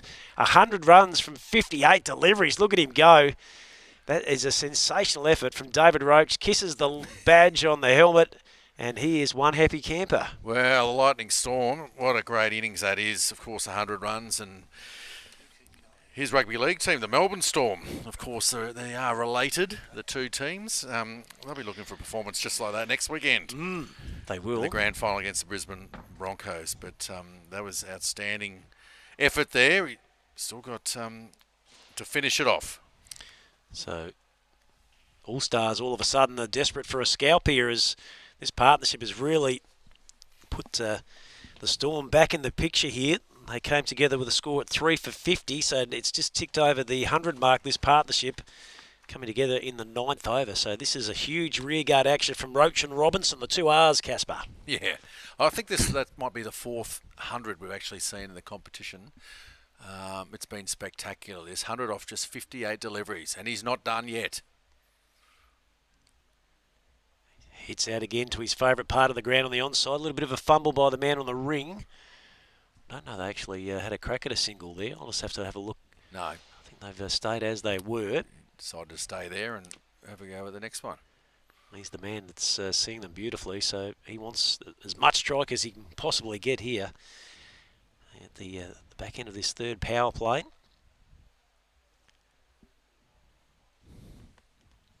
Down the leg side, it's turned around the corner. Man chasing it, he's got a bit of work to do. I'll get through for a couple. And he will just bring it in inside the line. But swings and roundabouts, Michael. Last over went for 34. That one, only the 5 runs. So a great stint there from Kruger. Yeah, great work there. And I think that's what you just need to do. We've got 1 over remaining. Yep. Of Lightning Storm, they won the toss, elected to bat. So they wanted to post a big total. With 153 on the board at the moment. Now, you've got an answer to that question of how much a beer might have been worth in the 30s. Oh, here it is. Here it is too. Thank you very much.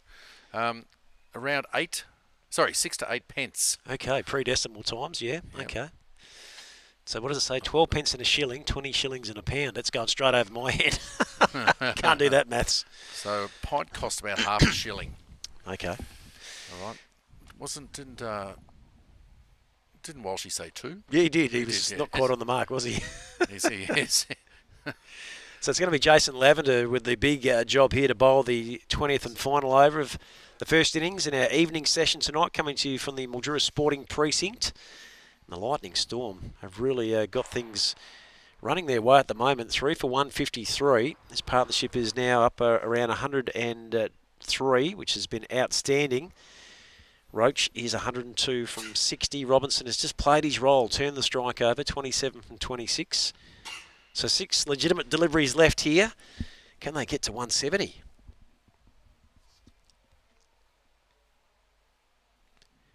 As Robinson advancing, French cuts it down to the man at 45. They'll get through for the single. So the main money man Roach is back on strike. That's exactly what they want. Look, 170 is very possible. It's just a matter of this man, David Roach. See what he can do with this. He's been striking the ball so well. There you go. He's practicing his...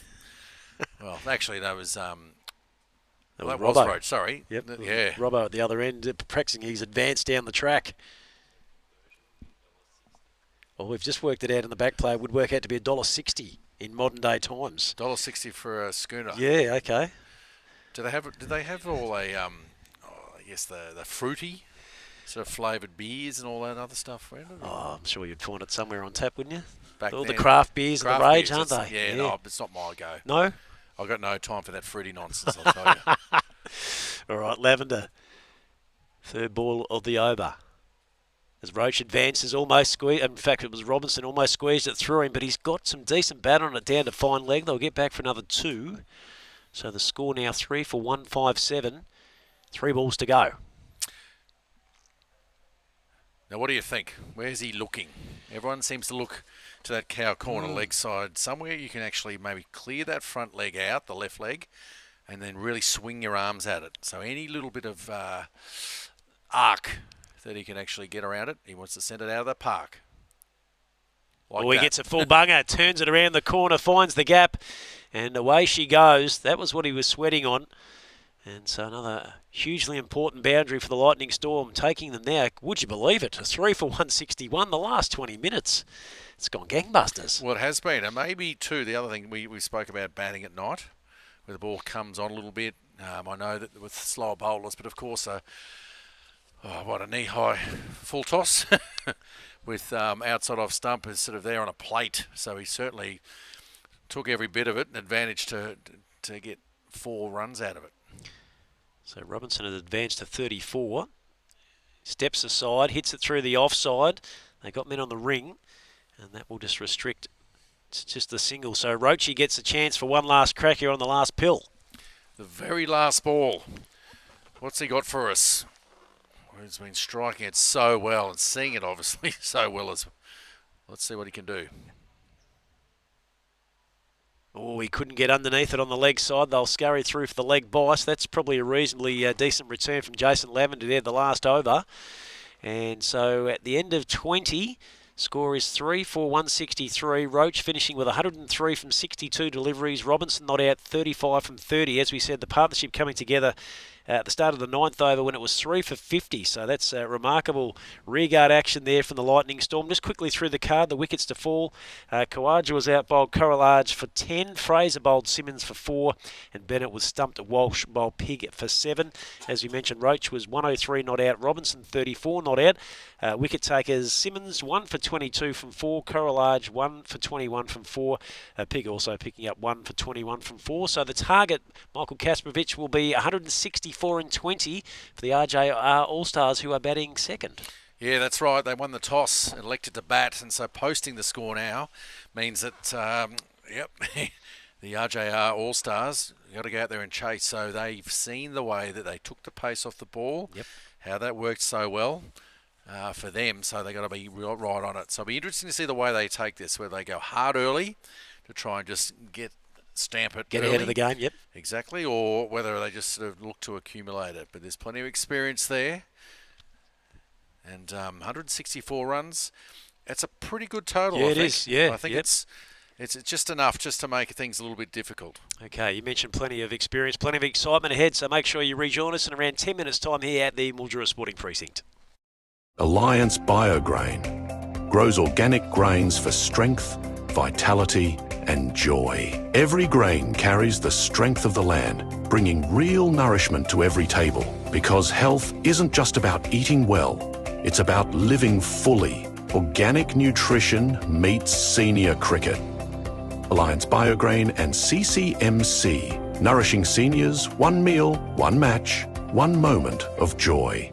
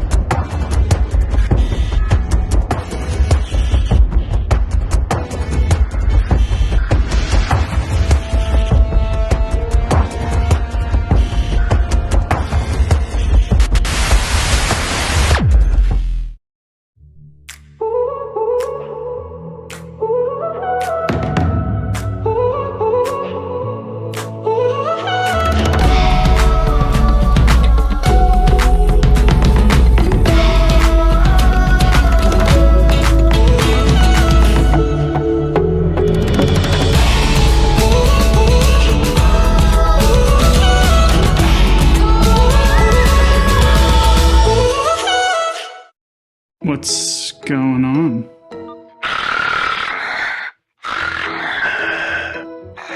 That's you. What do you expect me to do about it? It's time. It's time to see my mates at CPAP Direct.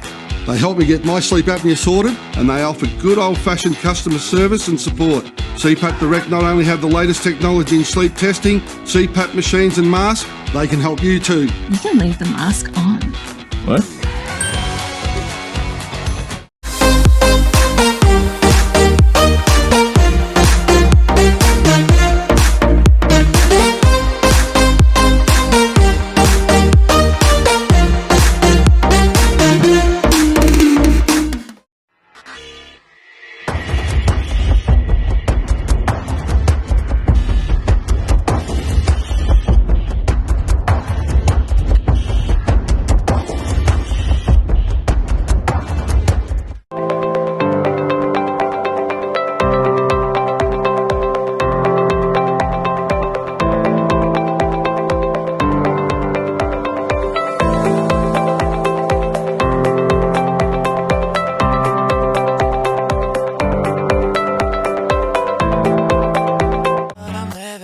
Say I'll never waste my time. I'm all you want. Oh, yeah, we live it up. I know for sure that I'll always. G'day and welcome to Mildura, the capital of tropical North Victoria, where adventure awaits you around every bend. But unlike Queensland, you don't have to worry about crocs. Epically wide river that goes forever. Perfect for water sports. Your next adventure is in Mildura and it's just a short flight away. We'll see you there. It begins with passion. It begins with Yashi Sports. Canada's home of cricket, trusted by players worldwide. From head to toe, complete cricket solutions. Official uniform supplier for GT20 and CCMC.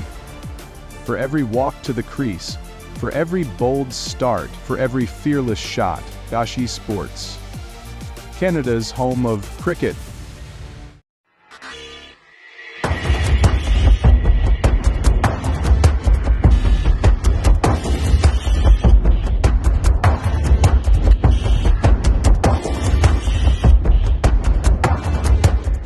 Every moment captured in real time. Wickets, boundaries, bowling, batting, all brought to life. Vision AI turns data into visuals for analysis, streaming and content. NV Play. Vision AI. The future of cricket is here. Are you a batsman who's still training hard, still getting starts, but the big scores just won't come? It's not your technique, it's your process. Email the word SPIRIT to info@simplebatting.com and we'll show you the 3 simple steps serious batsmen are using to become the run scorer their team relies on, season after season.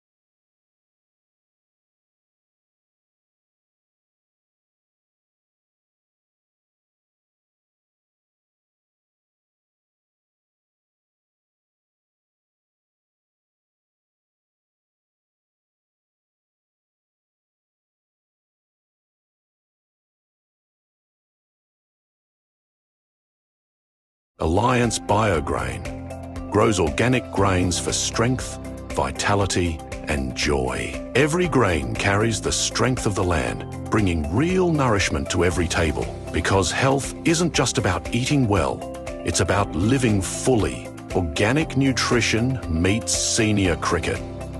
Alliance Biograin and CCMC, nourishing seniors, one meal, one match, one moment of joy.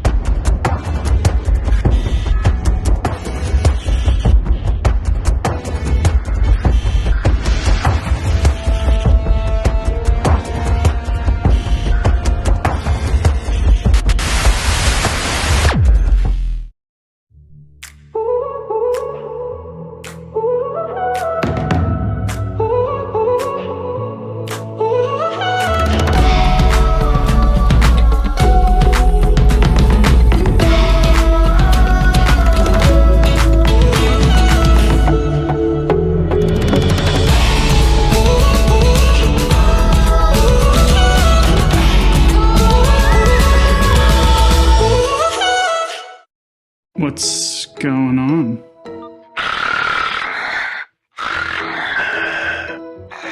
That's you. What do you expect me to do about it? It's time. It's time to see my mates at CPAP Direct. They help me get my sleep apnea sorted, and they offer good old-fashioned customer service and support. CPAP Direct not only have the latest technology in sleep testing, CPAP machines and masks, they can help you too. You can leave the mask on. What?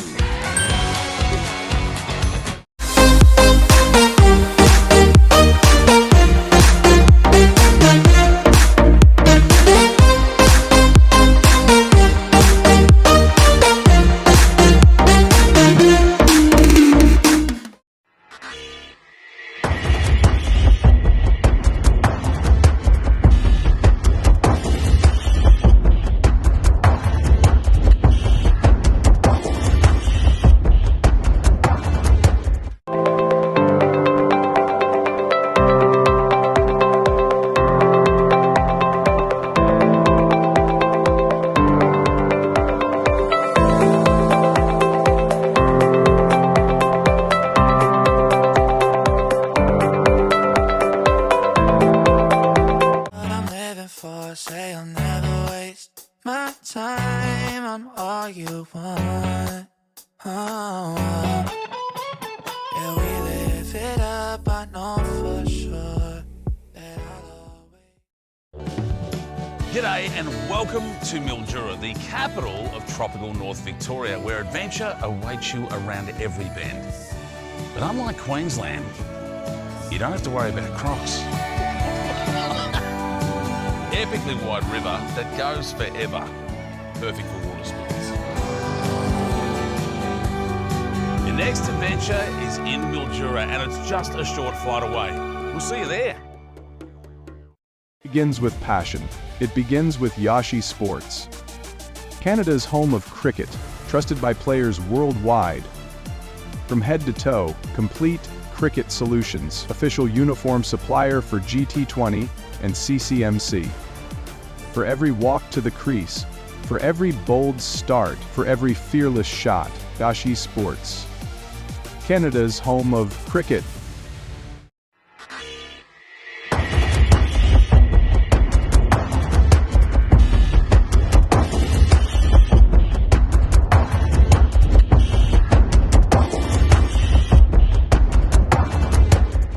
Every moment captured in real time. Wickets, boundaries, bowling, batting, all brought to life. Vision AI turns data into visuals for analysis, streaming and content. NV Play. Vision AI. The future of cricket is here. Are you a batsman who's still training hard, still getting starts, but the big scores just won't come? It's not your technique, it's your process. Email the word SPIRIT to info@simplebatting.com and we'll show you the 3 simple steps serious batsmen are using to become the run scorer their team relies on, season after season.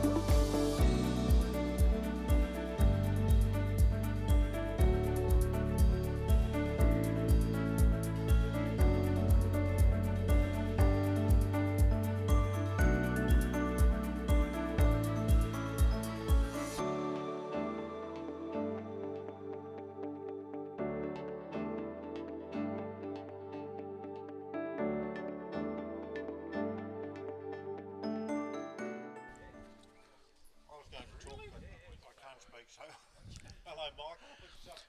Welcome back to you and welcome to all of our viewers and listeners and wherever you are, because we're back here. It's a magnificent place here at Mildura, and we're going to have some runs that have been scored. And as I say to you, Michael Kaspovich, the runs that have been scored, one of them who decided that he would enjoy himself might be joining us a little later on, because we saw David Roach. He was crunching the ball. Now, Michael Valletta's just going to have something to eat as he walks past. Just as well, our sharing moments consist of a lot of sign language. So, yeah, he's a good guy. But how well is it, you get to know those people and then that friendship lasts forever? Well, I think there's an association, of course, when you play cricket against each other any time. And I haven't seen Michael Valletta for probably, 25, 30 years. Okay, but you still recognised him though, didn't you? Well, more importantly, he recognised me. But I think that was it. They just sort of this acknowledgement that you're playing against each other. And that's what it's all about. And we've seen this week with all these teams, players. And in fact, Richard Anderson here, he actually played in Brisbane. I played grade cricket against him. Oh, really? Played for Valleys. Oh, okay. Well, we'll see the start of the run chase, and a big swing and a caught behind.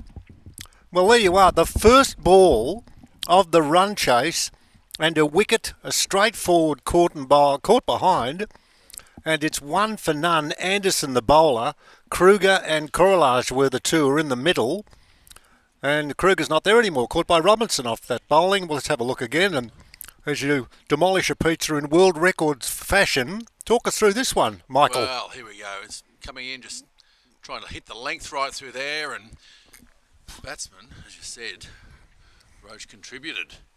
Oh, sorry, Kruger contributed there, coming down at the wicket, trying to change, I guess, the length, but just managed to just find the outside edge. So a great start there for the Lightning Storm.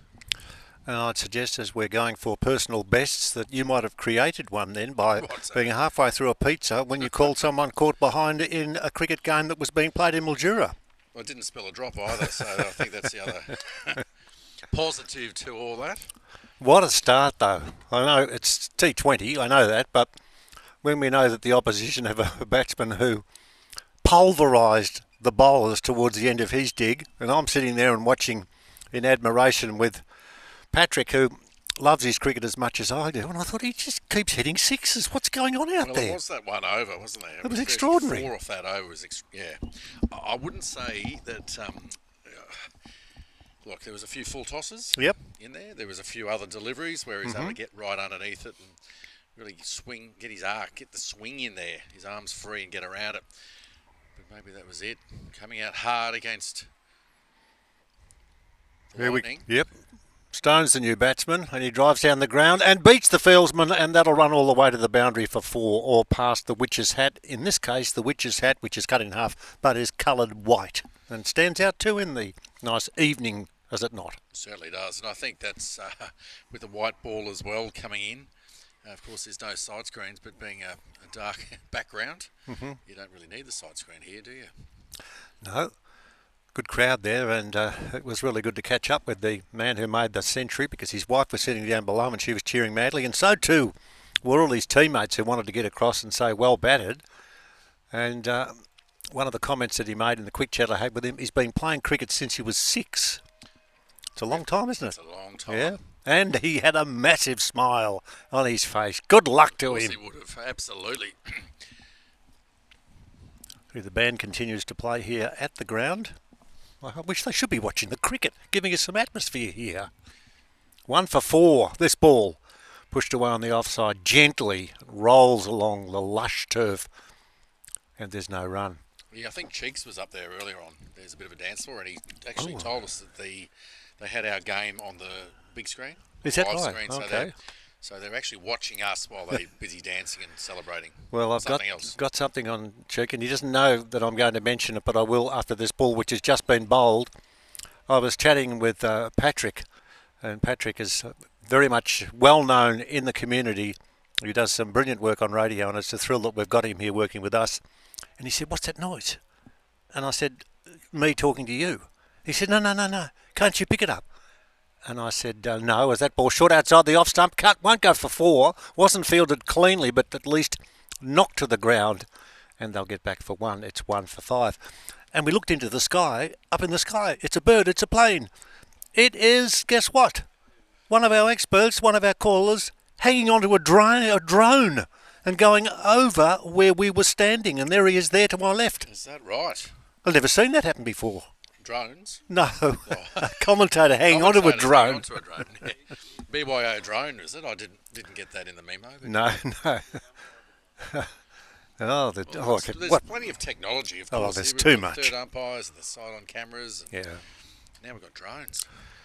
Drones, I know. It's amazing, the technology. I couldn't even get a something to fit into my microphone and my phone. That's how well I was going. This ball worked away on the offside, no real power on the stroke, rolls along the ground, and it's fielded in the covers. That's the end of the over. After 1 over, it's 1 for 5. RJR All-Stars versus Lightning Storm. The All-Stars requiring 159 off 19 overs. I'll go through for another over or 2, and that's all. And then we'll talk to Patrick Silcox, and then, of course, the drone man will come in and have a chat to us. I'm looking forward to that. Yes. And talking technology. That's going to be exciting, along with the action we're seeing out there right now. Of course, I'm just wondering, you were talking about the party that's going up there, and the dance hall, there's a DJ. What if Billy Bowden I wonder if he can hear it, and whether he'll incorporate the music into his signals. And find out, maybe get a bit more of a, I don't know, extended sort of leg by. Well, I can tell you, and I'm not stealing secrets, but I jumped onto YouTube the other night by accident, because I don't know how to get onto YouTube normally, and it came up with all his antics. And he's gone through, and there's actually, you can see Billy doing all that he does, all the signs, etc. And it's very well choreographed and put together. And I'd suggest he's only a step away from Just Dancing. I would really think, or Let's Dance, or whatever it's called. No, he's good. The celebrity ones? Or would go in as a... I'll ring in, I'd say. Okay. Yeah, I think so, yep. But he loves it.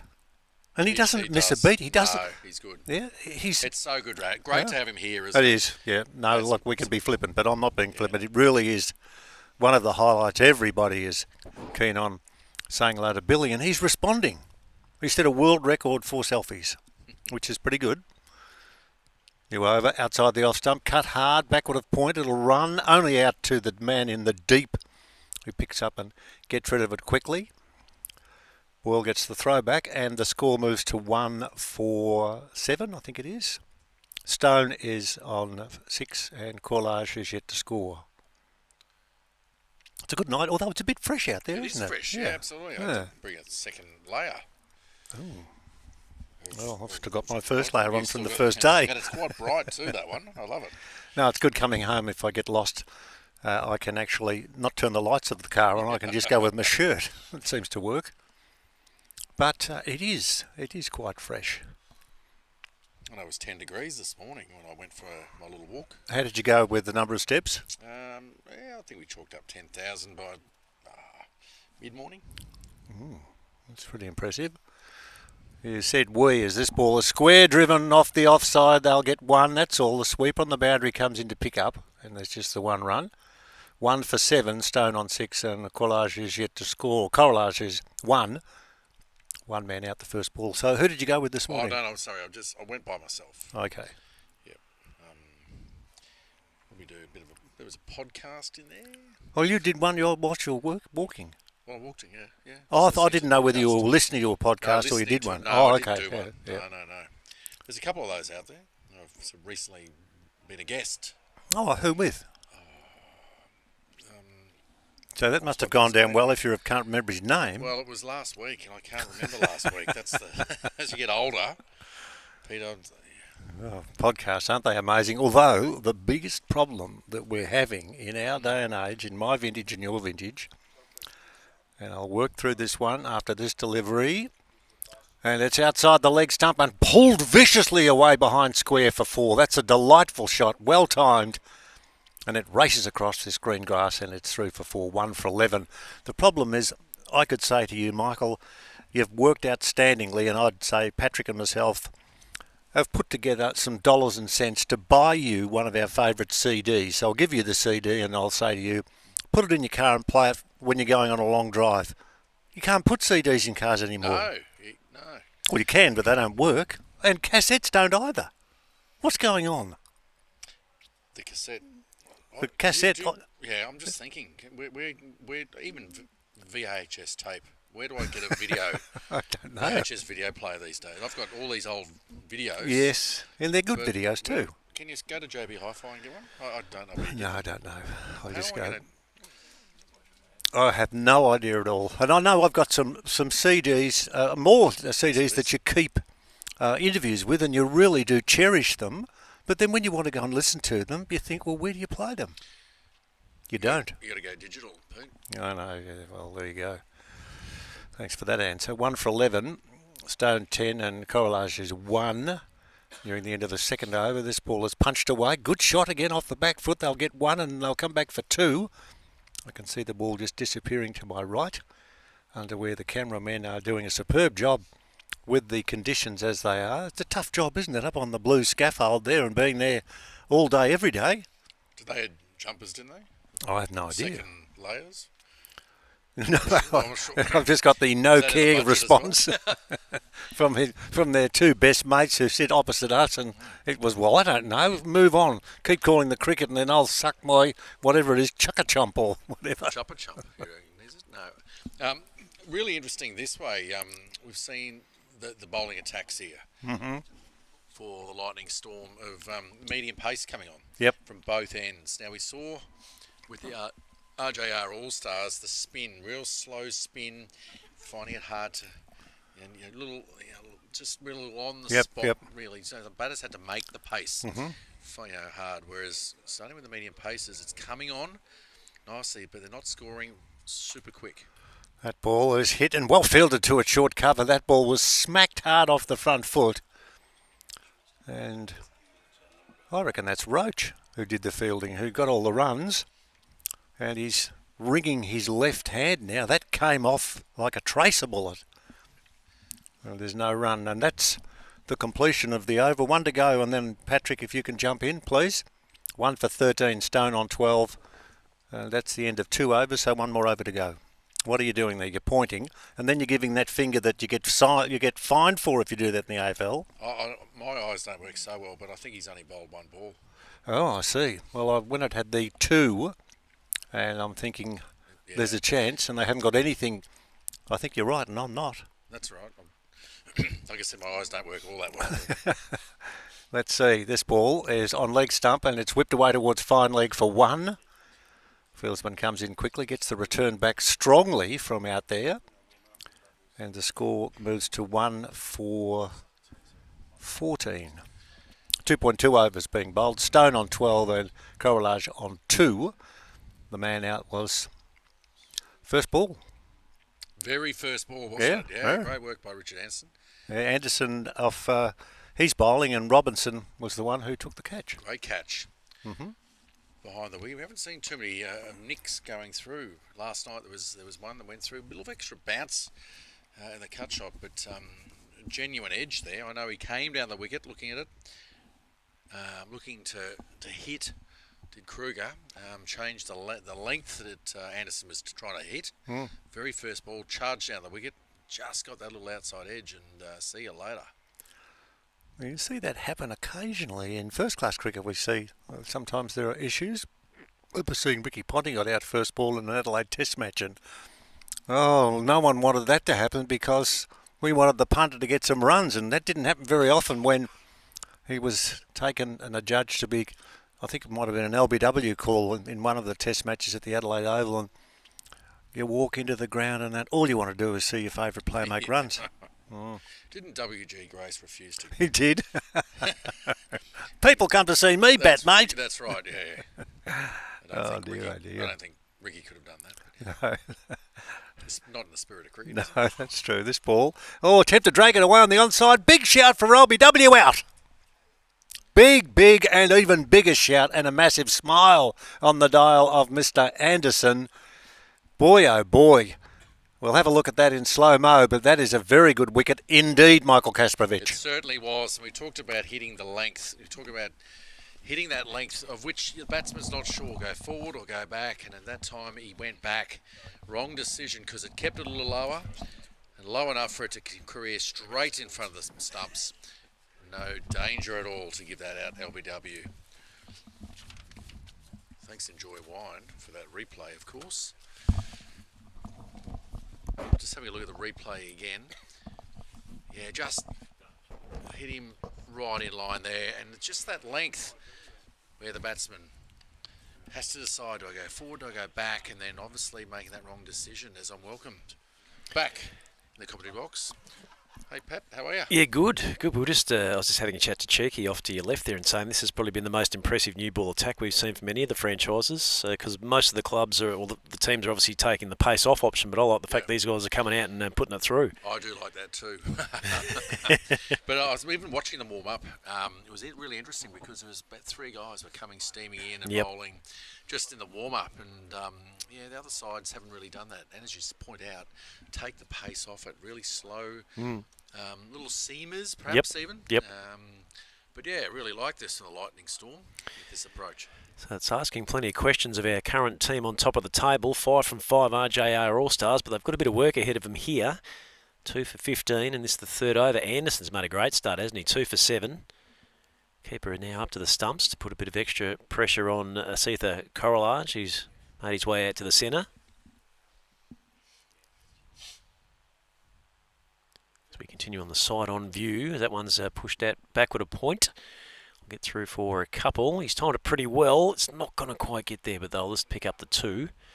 So scored 2 for 17. Now, the reason why the keepers come up to the stumps is so that the batsman has to stay in his crease. Knowing that if you can come down the wicket, change the length is the idea of when you're moving out of your crease, certainly with the batsman. But by standing up at the stumps, batsman's got to he's forced to stand there, which means the bowler, Richard Anderson, can keep coming in and hitting his length top of off. That one just tucked around the corner, so they'll pick up another single.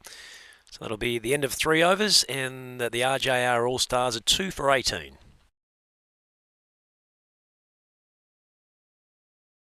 Alliance Biograin grows organic grains for strength, vitality, and joy. Every grain carries the strength of the land, bringing real nourishment to every table. Because health isn't just about eating well, it's about living fully. Organic nutrition meets senior cricket. Alliance Biograin and CCMC, nourishing seniors, one meal, one match, one moment of joy. As we welcome you back to the Mildura Sporting Precinct, second session of this night fixture. Sunday, as part of the Global Spirit of Cricket Festivale. Pat Silcox, Michael Kaspovich. Days are getting away from me, mate. I don't know what day it is. It is Sunday, someone told me, so I'm going with that. That one's down the leg side. It hasn't brushed the pad, so it will be given as a wide. So Damien Grant, a little bit annoyed with himself there, just lost the radar a bit, but he's also been impressive with the new ball, hasn't he? Oh, certainly has. Like you said, coming in and the medium paces coming through. We haven't seen much of any team really do this. So it's a little something different, certainly from Lightning Storm. That total tonight, having won the toss and decided to bat, is what they're going to have to do. Oh, that one did not get up, did it? It almost rolled through to the keeper, and Mudledge just had no answer to that one as he was looking to try and rock back and maybe cut it through point. It just absolutely, and you can see one of the fieldsmen just inspect the wicket and thinking, what on earth has happened there? The key is you just have to force yourself to get on the front foot. Yep. Every delivery for that particular reason there. The ball is going to get lower as we go on.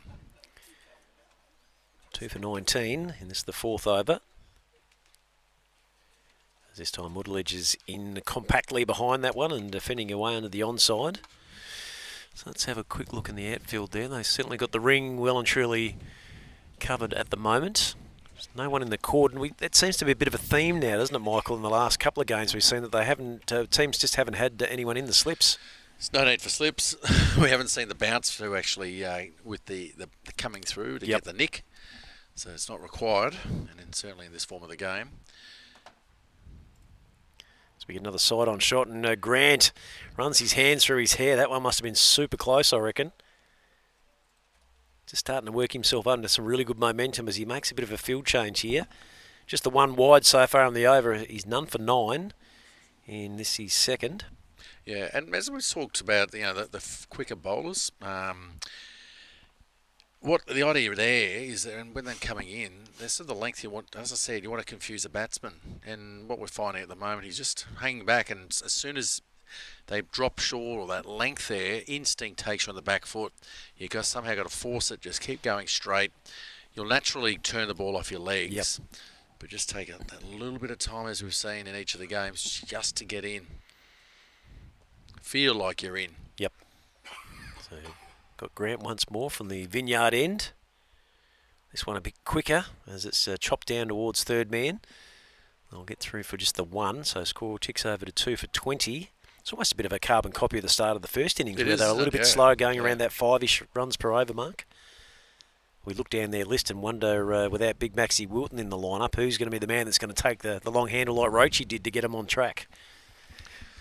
Who's your pick? Well, Jason Lavender times and strikes the ball well, so he's the skipper. He'll be an important man, I think.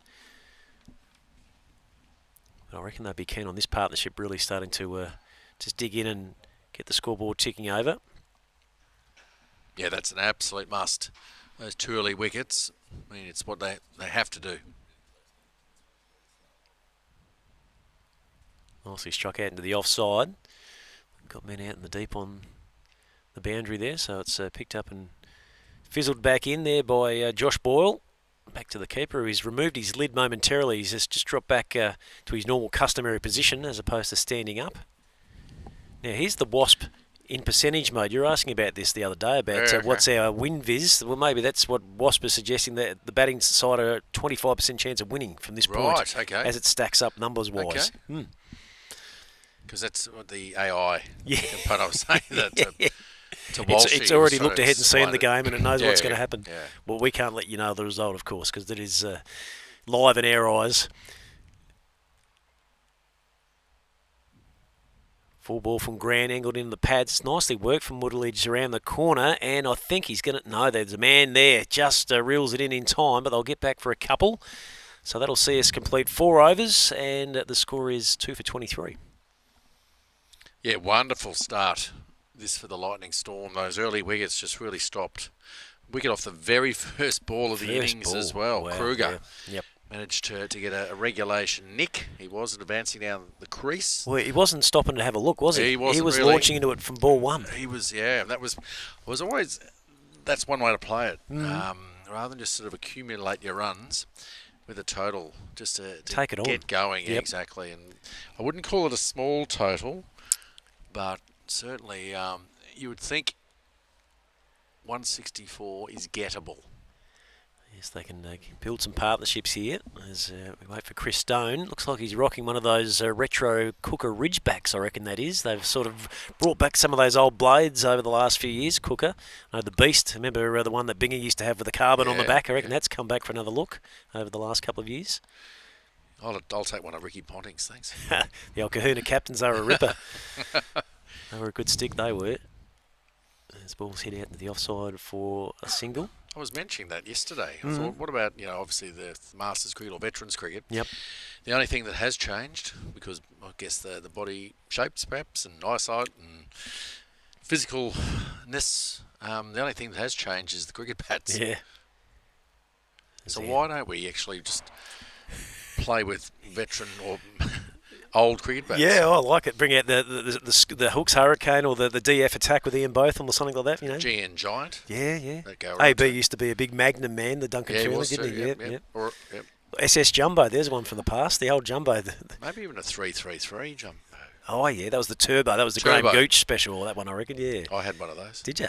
Ball hit out to the offside? I played for Essex in 1994. Yeah. And Gucci had a spare one there, so Did he? I used a bit of that. Yeah, now, interesting you referenced that because I was doing a bit of stalking of you online and noticed that you'd obviously had a couple of stints in your career over in the old Dart. We might touch on that hopefully in the next couple of minutes, but you obviously had that initial stint when you would have been maybe coming through the U17-19 ranks as a young fella? No, it was or a bit later, was it? It was a little bit later. I reckon Okay. it was about 22. Yeah, okay.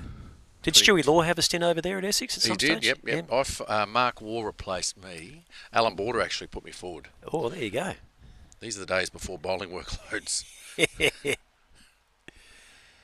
Leicestershire in 99 and Glamorgan in year 2002, 03 in and Wales, 04. yeah? Wales, How'd you yes. enjoy that stint? I absolutely loved it. And it took me less than a week to work out the Welsh and Australians have two things in common. Okay, tell us after this delivery as it's gone straight through. Anderson, his third, and Mudalich has got to go on his way for 9. That was a corker Yorker, as you might say. Score is 3 for 28, and Anderson is proving the difference at the top of the ball, isn't he? Oh, I like that. Nice, full and straight. Can't get any straighter than that.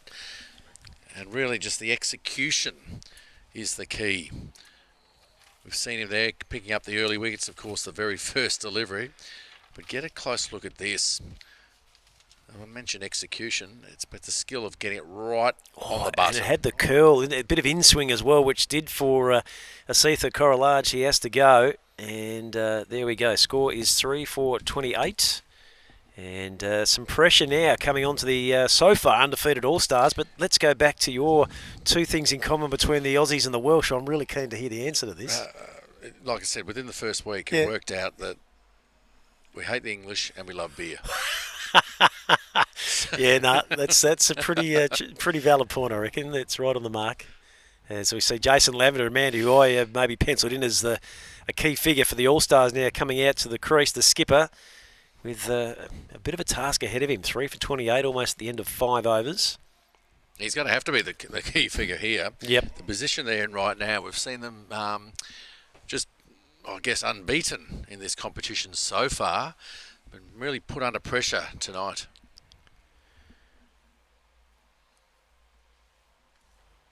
I'm just trying to workshop. You might be hearing the wheels in my head spinning around, trying to think of those home venues for those counties that you played at. So Essex, remind me. Essex is Chelmsford. Chelmsford, that's right.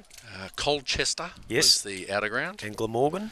Glamorgan, we had also Fire Gardens. Yeah, of course. And St Helens. Oh, yeah. Had it in Swansea. Split the where games. Sir Garfield Sobers hit 6 sixes and over. Right. On that ground. Historical venue, isn't it?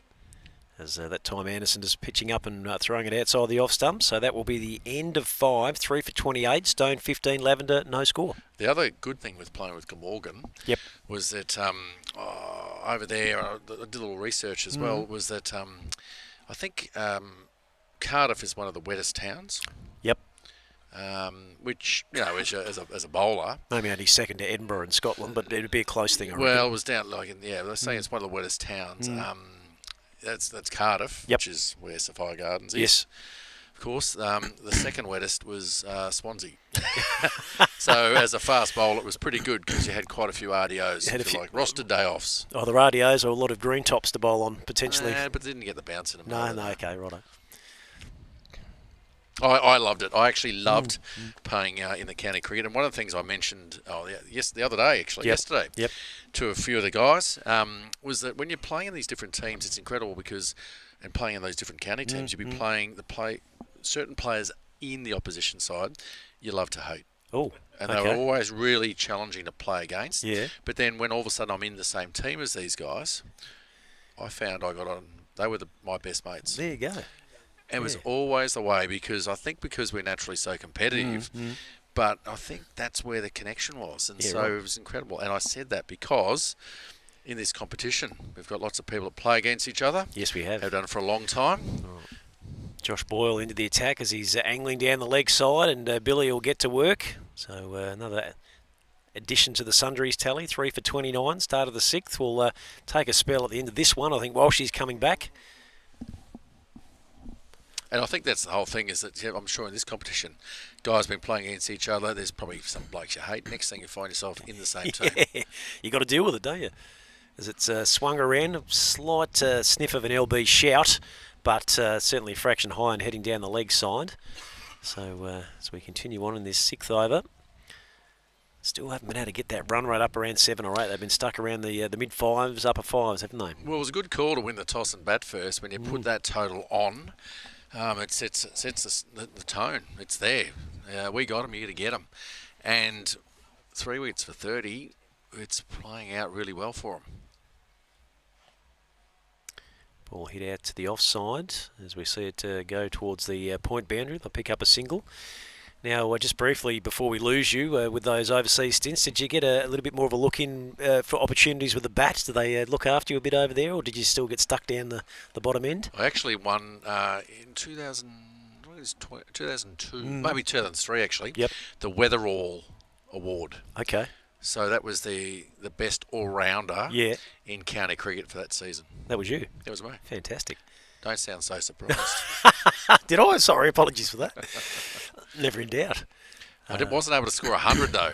We sort of scored a couple of 90s. Yeah, right. Things like that. Generally running out of partners. I was just going to say get left stranded. That's right. Yep.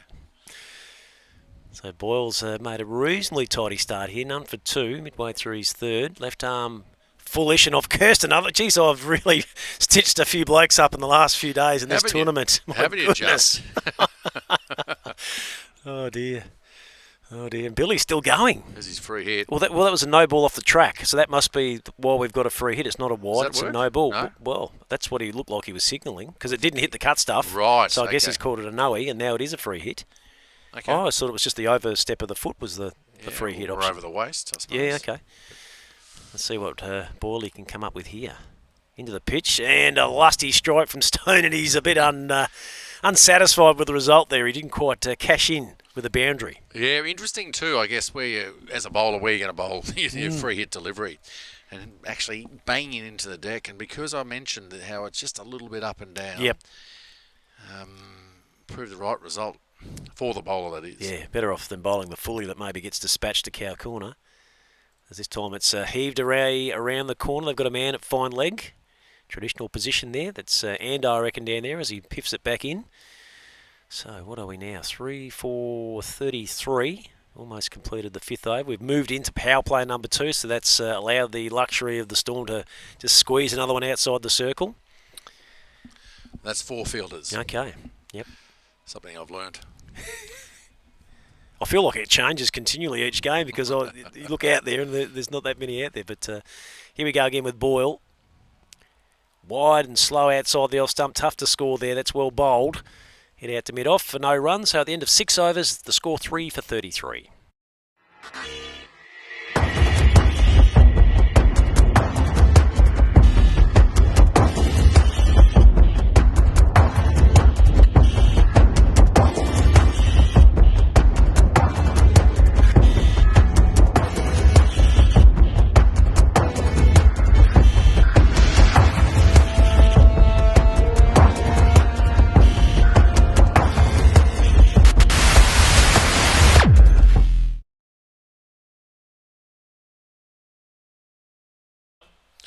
Cheeky, welcome back, mate.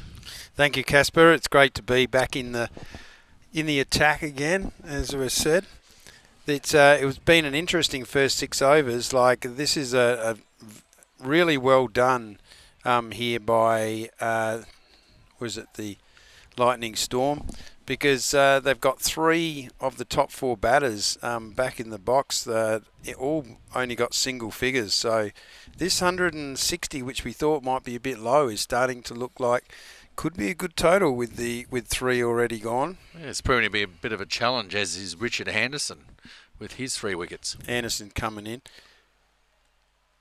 He's been a bit wide, so he reached out to hit it, but he's got a bit of an outside edge there, and luckily it looks like it may have just got saved at the boundary. Very good run by the fielder at this time of night. And great teamwork too, with the dive, the flick. His mate just able to pick it up there, and just a great understanding. I keep talking about the skills, the energy, but the efforts are just great to see. All these guys, giving it absolutely everything. Comes back in, and again, it's just a little bit wide, and they're finding it hard to get those ones away. And no run scored. This is an outstanding start to the innings for the Lightning Storm, and led by Richard Anderson. 3 for 16. He's got 4 balls left in his spell. Allotted 4 overs. Yeah, it's been a great 4 overs. Oh, it looked like he bowled a little slow ball at the back of the hand and was very short, but stayed low, and he couldn't get that away past mid-wicket. Well, he's got great the variation, and I talked about not only out of the hand or with the seam, but also the lengths you bowl, and you've got to correspond that with that type of delivery. Anderson's come in, and he's bowled it a bit too full there, oh my lordy. Just missed it. He'd be very disappointed with that, but he had it well covered and then just lost it. Let's say he lost it in the lights and it got past him. But it was a good strike of the ball, but it was going straight to the fielder. But yeah, unfortunately it managed to have a little side bounce and get past for the 4. I'm not sure if it was spinning quite often. With a sweep shot on leg side, the ball with it like a top spin can sort of spin around, but not quite sure there. Just plain missed it, unfortunately. Anderson comes back in, and he's liking that position, and he's hit it. Just bowled it outside off, and the batsman has just hit it straight to cover with a great catch by, looked like Khawaja, taking a great sharp catch straight to him. What a great catch. And what a great wicket. So that's all the top 4 gone now. Let's have a look at the replay. And Richard Anderson has all 4 of them. Have a look at this from the other angle. Once again, I talked about the length you got to bowl, but there, beautiful. Yeah, it just not quite coming on. Maybe holding up a little bit. Just checked his shot through there and just straight in the breadbasket. Thank you for coming. Ball wasn't quite as full as what Stone thought, and striking it, he struck it just like the last ball really, but this time just straight to Khawaja. It was great to see such a good catch there taken. Well, they're going to be cock-a-hoop now. Like, as I say, the top 4, Anderson's 4 for 20 off 3.5 overs. It's a fantastic dig. It's pretty good. I think, I think that's it. The wickets literally stop the runs every time, and I think that's where these 4 wickets have made it really hard. Now, the simple thing is, from a batting point of view, and for RJR All-Stars, is that somehow they're going to have to, obviously start again. 2 new batsmen. Yeah. Heading out. Hancock comes to the wicket to join the skipper. See how Anderson can finish this off, because, as we say, in a T20 game, anyone getting 4 wickets is a magnificent effort. But to be the opening bowler, bowling out his 4 and getting the 4 wickets, that's just very good. That man the match already? I know we haven't finished yet, but... Getting close. Oh, come on. 4 wickets for a fast bowler, like you say, is always the challenge. So there was 100, of course, scored earlier. But don't batsmen get the man of the matches all the time. Yeah, they do. And when there's sort of bowlers. they're not quite sure, they just give it to the captain. But well bowled, Richard Anderson. That's an outstanding first spell, and what you've done there for the Lightning Storm to really get on top here, chasing 164 to win. And after 7 overs, as we said, 4 for 39. But Anderson might get lucky because one of the great things about the spirit of cricket that started a few years back is that after every game, even if it's just normal club games, each captain gives the opposition a Spirit of Cricket award, whether it's the best player of that night or whether the game was played in such good spirit. And it's a really fantastic thing that helps bond everyone together, and that's how you get to know everyone. They always come in and have a drink, a little water together, and in a group, and give out those awards. And in this competition, the umpires are also giving an award to who they think is the Spirit of Cricket. And in comes Boyle and puts it down leg side and sends Billy Bowden off for another little dance. I'm surprised he hasn't been picked up, or maybe he has in New Zealand, Dancing with the Stars. It'd be very interesting to see how he went. Well, he's had a bit of practice tonight. There's been a few wides. Just the direction being a little bit out. I tend to feel he probably likes it when the bowlers are off the mark and gets to do his little fun.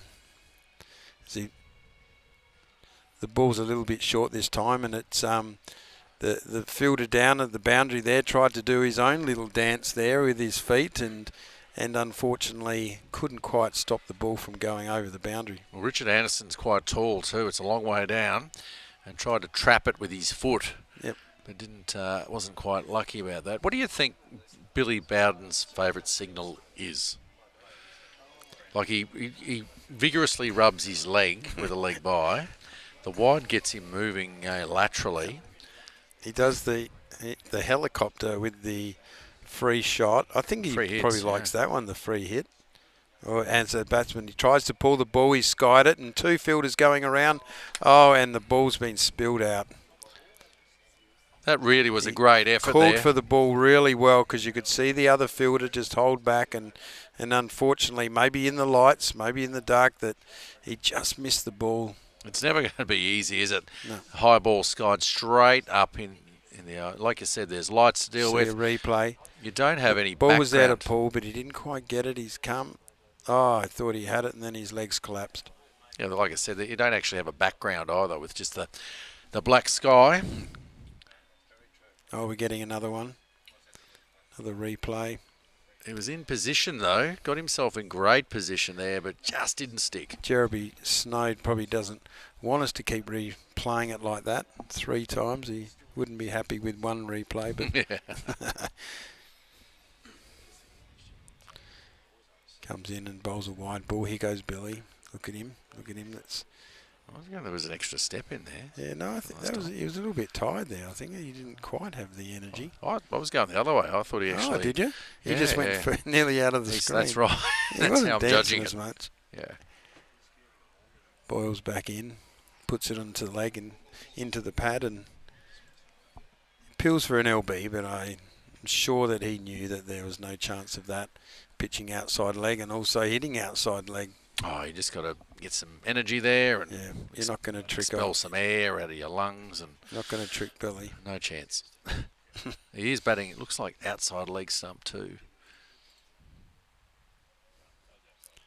Yep, just puts it through to square. They run through for a single. Well, that's all you can do. Obviously, you can go and force it and go looking for the boundaries and the big shots there. But the other thing too depends on what the bowlers dish up. And so they've been really good. Lightning Storm coming out, and certainly we talked about Richard Anderson with his 4 wickets in his opening spell. Boyle comes in, tries to do a quick ball, and he does manage. Didn't bounce quite as much, and he got it past the batsman. Batsman played a miss, but unfortunately the keeper couldn't grab onto it, and they've run through for a bye. I was talking about the length is really important, and I like what they've done there too. We saw Richard Anderson coming in, and when I say hit the deck, being a medium pace here. You're bowling that's a length where the batsman's either got to go forward or back. And that was a great example there because the ball keeping low. Instinct, when you see the length, you're naturally going back looking for that pull shot. But it just doesn't get up. And it's really hard to do is actually keep yourself playing, getting on that front foot, hitting the ball straight down the ground with a full face cricket bat. He seems to have that spot. If we look around the field there, whether they're next over to see if there was any fieldsman down deep, because he seems to have this one spot in his mind to hit it down to a deep mid-wicket. We got to change of bowlers here. We have to after Richard Anderson's spell. Bit of spin. Bennett comes on. Yeah, it'll be good to see what happens now with the slow ball. I don't know, you would have mentioned earlier that how good the conditions are tonight.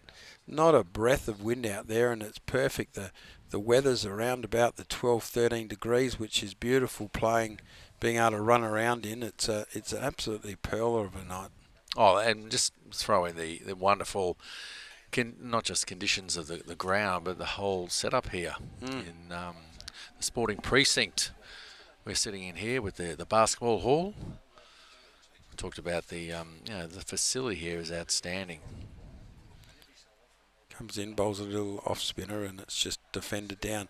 Absolutely, like we got six basketball courts and 10 netball, or is it 20, or that stack of netball courts? There's 9 squash courts. Well, the basketball courts are indoors too. Are they? Well, oh yeah, it's all it's 6. all indoor, Yeah. Comes down the wicket to strike him down the ground, but it's got an outside edge, and Lavender's had to chase that one out to a deep point. There's even several beach volleyball courts out the back there as well. So they've certainly covered all the sports around this place. And then one of your favourites, it's even that big that it's even going to fit Lenny Kravitz in. Yeah, absolutely. Jeez, I'm looking. You're going to come back down, I think I might drive have to. down from Queensland? And Jet they're playing as well.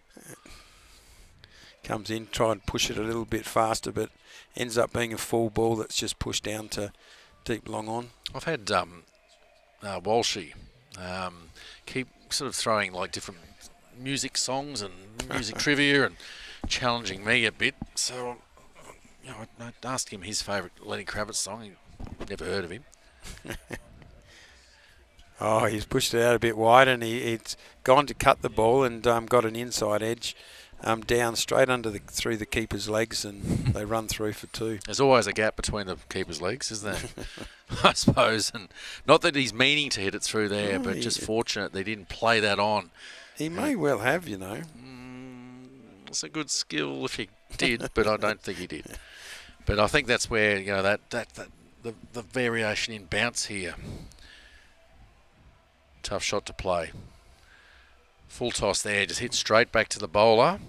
He was looking to hit it straight there too, but I think that's it. Often you can look to use your feet once there. That's the other thing. Change the length that the bowler's bowling. Comes in for his last ball of the over. Pushes it to the point. Yeah, you're talking about Lenny. I suppose that you'll be coming to the concert and you'll be waiting to hear his great songs like Human and Are You Going to Go My Way? I'm sure those ones will come out as well as Honey. He's got a good repertoire. Fly Away. Yeah, Fly Away. He'll get them all That's in one there. of the best one, yeah. American Woman. You're not commentating here with Peter Walsh now. No, I know. I can give you a few songs.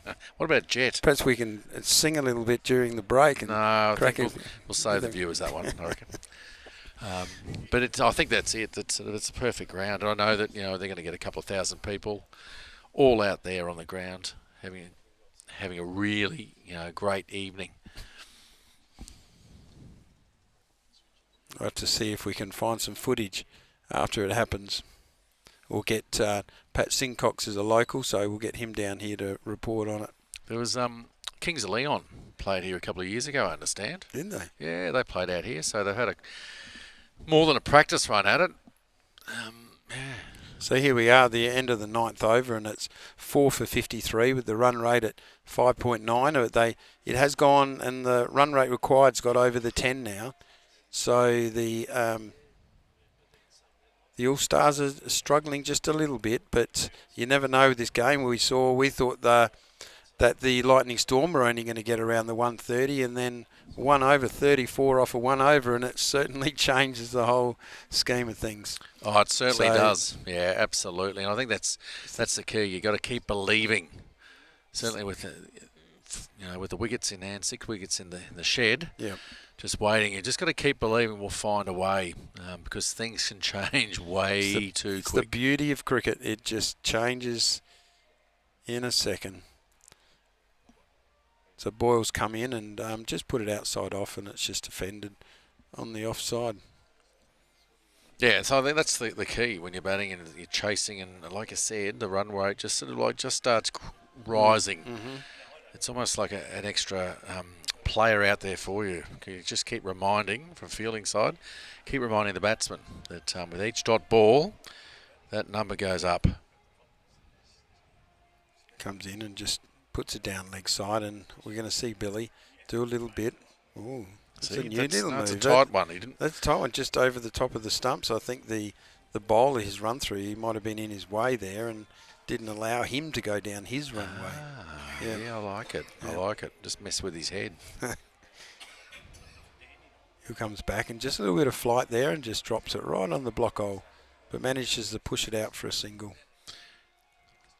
Talked about you're happy as a bowler with singles. Certainly a big total like that. If you get your 6 singles and over, that's an absolute result for the fielding team. Yep.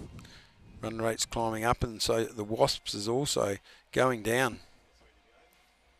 The Wasp, of course, is the winning and scoring predictor, and they have the All-Stars at only a 11% chance now. Undefeated All-Stars, by the way, so Storm are doing extremely well.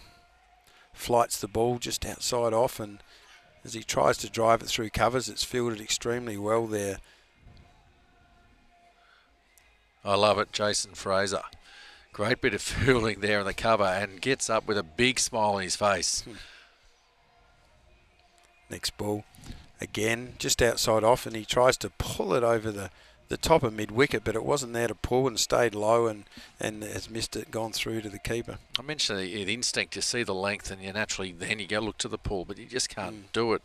You've got to force yourself to be getting on that front foot and going straight. And he puts it down leg side, unfortunately, and there's a wide. And look, the bowler has gone across, and you can see now that Billy has moved into his normal position. Bowler wasn't in the way, and off he went, nearly out of screen that time. That's right, another one. Yeah, I know he's had plenty of practice at it. Wide again, outside off, and look at, here we go. There's another little sideway. He did the crab then. No, he's getting onto the speaker.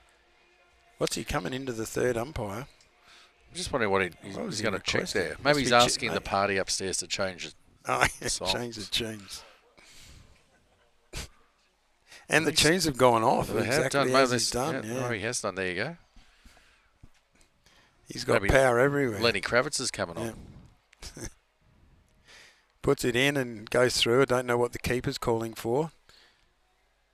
It's come off the keeper's gloves and bounced back onto the leg stump.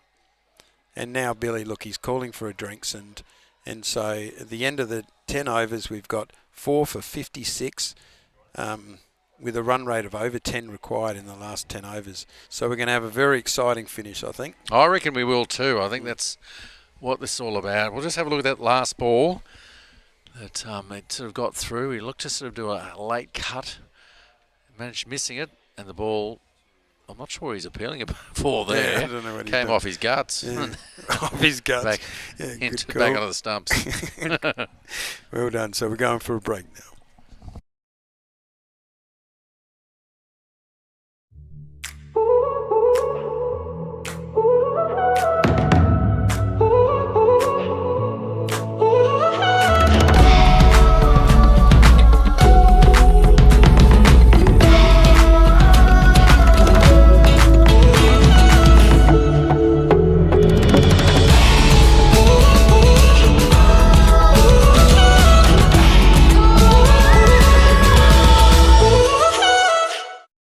What's going on?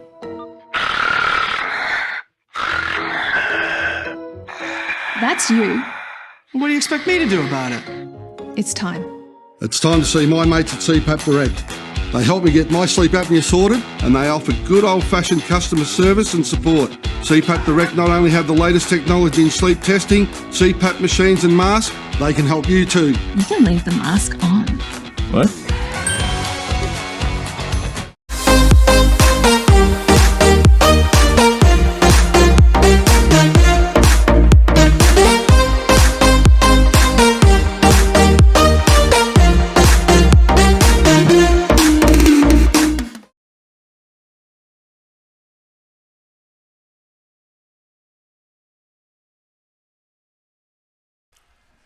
We're about to recommence what has been a fascinating day for sport, a fascinating day.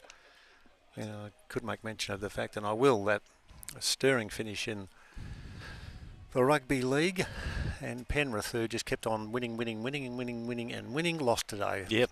And you were pretty happy about that, weren't you, Patrick? Yes, the dynasty is over, so they'll have to go back to the drawing board. I've seen a few piece of commentary post the game, and Ivan Cleary suggesting that there's still a fair bit more to come from the Panthers. So just you wait and see, I think, were his words, which sound a bit bit scary to me. Let's focus in on this one, though. 4 for 64 after 10.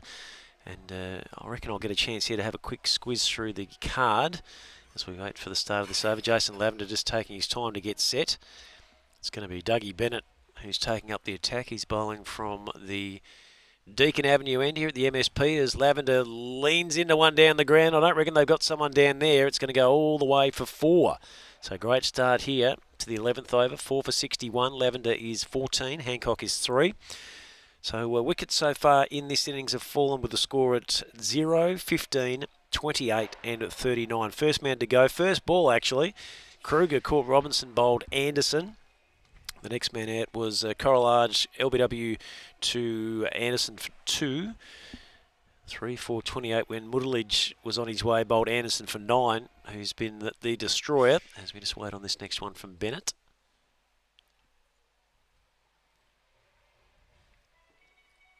Ball which is taken across the line but finds the field. So that was 3 for 28. Then we advanced to 4 for 39 when Stone was out, caught Kawaja, bowled Anderson for 22. So Anderson bowled his 4 over stint on the bounce. As we see the ball, that might have been, I thought that was the previous one from Lavender, but I think that's another one that's gone down the ground for a maximum. So that'll take his score to 20. Score is 4 for 67. Anderson 4 overs, Walshy, no maiden 4 for 20. That's some sort of stint, isn't it? Probably the best we've seen in this competition. Yep. There's so many facts and figures. We hope that we can punch them all out and give you the information, but that was extraordinary bowling and putting his side in a pretty reasonable position. 4 for 67 is the chase at the moment, requiring 97 more runs with 57 balls remaining and 6 wickets in hand. This ball finds him on the back foot and pushed away to short cover, and there's no run.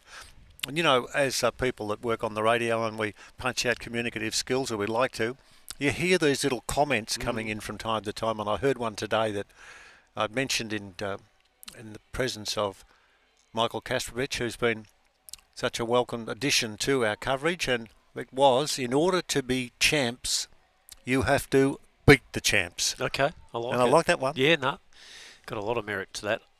Absolutely on the money from Casper. We'd expect nothing less from the big fellow. He's on, I think he's gone over to demolish. He's actually eaten a pizza carton. Has he? Which is a little different. Not quite happy with what was there in the contents, but the food's been looking after us, and we've been looking after the food as we get a couple of runs here. And let's get serious now, because we should also, you've beautifully done with the table, and the RJ All-Stars before this game, maximum of 10 points. Every team has picked up at least 2 points, which is a good thing for the competition. Fantastic. Yep. So we get through the end of the 11, 4 for 69. So the ladder as it stood coming into this game, as you mentioned, Walshy, the All-Stars on 10, EV2 Cricket and Sandgropers move up now to 6. Lightning Storm 4, Territory Blasters 4, Saxon Kings 4, the Tara Taverners and the Phoenix Firebirds on 2. So you feel that this is a pretty crucial game for Lightning Storm. If they get a win here, they'll join that other group of teams on 6. But if the All-Stars can get the job done, well, then they clear right out, don't they? They do. fair bit to like about Lightning Storm too. 3 for 163. They had some fun at the top of the order too. And so we'll wait for the start of another one. This is driven down the ground. That's a very good shot indeed. Only the one because it's sped across the turf and skids down to where there's some protection there from Stacey and the batsman. Get the one. Nice blue tops. I like them too. They're beauties, aren't they? They're very nice. Yeah. All of the colours are quite spectacular. As this ball, he bowls out of the back of his hand on that occasion, and it's worked away to forward of point, and they get through for one. There's a few that have resisted the temptation for shaving. Have you noticed that, have you? Yeah, well, I guess they're looking to try and pack as lightly as they can, so not having to bring the shaving gel or foam or a razor or two is probably helping the load. Although what it doesn't do is this ball is wide outside the off stump and it's dragged away on the onside, and it's going to be picked up on the sweep up on the boundary, and they go through for one. Mike Folletta, when he came in to say hello a couple of days ago, I was going to walk over and say, "Excuse me, sir, you're in the wrong place. This is media here. Can you move on?" And he said, "Well, I played in the Tide Test and I've been in Australia." He didn't say that. I won a World Cup in '87. Just name drop a few. No, this ball is hit back down the ground. Was it a cotton bowl dropped? Hard to tell from where we are because that came back like a rocket. And I'm sure our camera gurus will jump into action and give us a look at that if possible, because he looked as if he picked it up on the half volley and gave up the full throttle. And I just wonder if there might have been the possibility of a caught and bowl. There's a bit of grinning going on out there, and a check to see if my arm is all right. And we might not be able to get that one, but still. Yeah. There was plenty on that. 4 for 74. 11.4 overs gone. 91 runs to win. This ball is slower ball and it's patted away on the offside. Good bowling. Good bowling there by Hill. And just the 4 runs coming, 4 singles in this over so far. So Darren Hill continuing through his stints.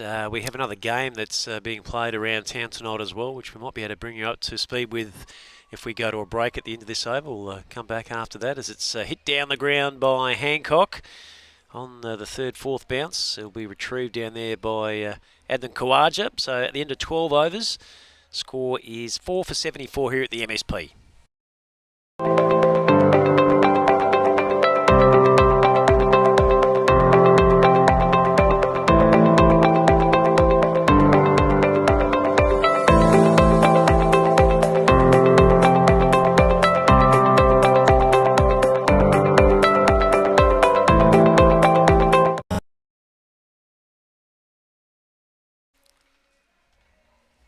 Four for 74, 12 down, Hancock 6, Lavender 24. 3 for 163 was the target. Starting to get a bit toey here, Patrick. Yeah, partnership's going all right though. 35 from 30 in 24 minutes, as it looks like it's going to be Grant Dew who's going to bring his way into the attack. We'll get you that score from John Hall Oval in a moment. Last week it fell at 39, so yeah, this partnership has been important for the All-Stars to try and turn things around here in the second part of their innings. It's a real cluster on the table. This is a step away to the offside, and is he bowled? No. Maybe the keeper's taken them off. He's putting the bails back on, which indicates that he's not out. And No. I'll tell you what, he stepped well away to the leg side, and we'll have a look at that one if we can, because that was pretty close. Exposed his furniture, didn't he? Left all 3 stumps visible for the bowler. As we have a look back here and replay. He went back a long way, didn't he? And ended up getting nowhere near it in the end. And in the spirit of cricket, he helped put the bails back He did, on, which was really nice, wasn't it? All right, so quickly to the John Hall Oval after this delivery from Grant Dew. He's hustling through this over, isn't he? Not mucking around. That's hit hard and high on the onside, and it just falls. I actually think it went through the fingers of the fieldsman out there, who now will do a couple of push-ups until he gets to his feet, and he checks to see if the digits are all right. And he's got I reckon he's hurt his left hand. Yep. We'll have another look at that, but it was a lusty blow. He's certainly got a hand to it. Robert Borley was the man out patrolling the mid-wicket fence. Might have split the webbing on that one, as it was, as you said, Walsh, he hit with good venom out there.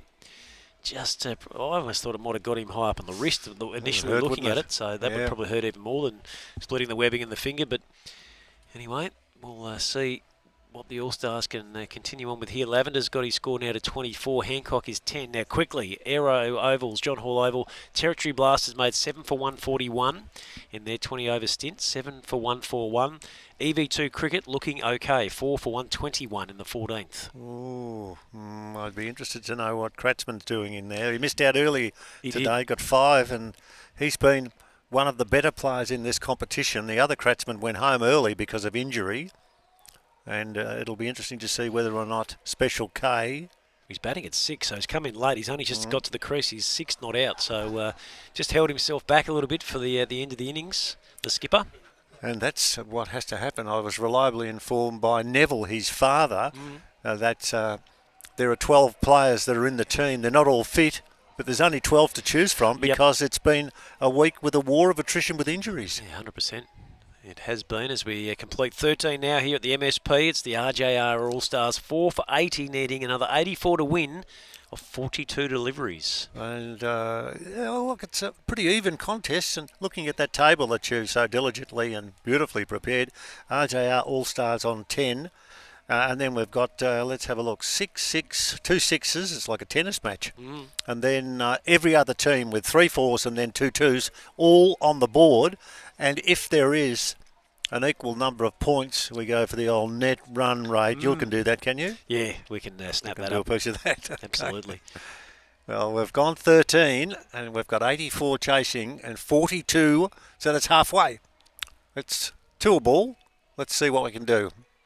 42 balls, 84 runs. My maths isn't too bad tonight, is it? That's okay. Beautifully, yeah. And they get the single. But as usual, we walk away from a match like tonight and there's a highlight. It's not just, who do we pick as our best player for the match? What about the bloke who belted 100 and got 4 6s and a 5 in 1 over? Yeah, well, the bloke who's taken 4 for as it's heaved away again by Hancock. The 2 fielders probably just stopped and looked at each other as it pierced the gap, and it absolutely flashes into the vivid glass windows and doors fence. Goes all the way for 4, so that's a beautiful strike. And, well, if they're going on that required of 2 runs a ball, that's certainly going to help the equation. Good. I've got some controversial comment to make. Have you? Yes, I have. Okay. I'll do it at the end of this over. Right. Thought about it during the weekend and thought, well, it's one thing that we haven't spoken about for our major sports that are on. Now, that's a big blow down the ground on the onside. Has that gone for a maximum? I didn't see it bounce. Yep, I'm waiting. Yep. That's a big blow, all right. So it's 4 for 91 with Hancock 21 and Lavender 26. In a lot of sports, particularly where we do play our sports in Australia. So you're going early, you're not waiting till the end of the over? No, I'm not. Okay. No. What have we got? 3 to go? So you'll shoot me down with this, but I just keep thinking about if a side has a shocker, that's the end. Right. Basketball, you get another go. You get best out of 5 sometimes. The NBA always Best have a of go. 7, yeah. Baseball, you have a go. Even in the America's Cup, we had a go back in 1983. We did. There's another 4, though. That's a good shot. All of a sudden, you feel like the All-Stars have pressed the go button here. Hancock and Lavender getting the job done. Partnership now is 52. In fact, 56 from 40 balls in 29 minutes. Yeah, only a couple of deliveries to go to finish this over. And the only point that I was thinking was, if your side has an absolute shocker, you wonder whether or not it will ever be suggested that let's use the AFL and the rugby league best out of 3 in a grand final. Okay. I don't know whether it would even be suggested. I don't know. Well, you think of it being a money spinner for the networks. Absolutely. They'd get the revenue through the gate with the crowds. You reckon they'd fill the house for a best of 3 series? So, well, you can organise that if you like. Okay. Thank you. I'll speak to V'landys and Abdo and see what I can do for you. It's in the air, out in the boundary. Good catch. Short ball. The contact was spectacular. Came right off the blade, but it whistled out into the mid-wicket area, and some clapping goes on. And there is a wicket, and a very much valuable wicket. Some applause is plentiful, and the game continues to spin. You can take credit for that too, because I've cursed another one, haven't I? I've tripped over a few. Well, you can talk us through this one because it's the action replay. All right, so scalp for the Lightning Storm. It was hit out into the deep there by Mal Hancock. Catch was taken, so Darren Hill picks up his first, so he'll be pretty chuffed about that. I'm trying to pick up who the catcher was. I reckon it may have been Robert Booley, although I could be mistaken. Well, maybe just try and get an update on the scorecard just to bring you up to speed with that. New man to the crease is Ben Homan, and he'll need to get straight into stride here. Lavender's got himself a start, and he's settled, and he's looking good. Homan now needs to just rotate the strike. Hill has 1 for 24. And this is third over. He's picked up a wicket, and he's also gone for 15 in the over. So it's been a bit of a mixed bag. I know there's friendships, and they'll always be about the place, particularly in a spirit of cricket Festivale. But they're all friends out there. But there's an edge to this game now. There's an edge because the finals are on in 2 days.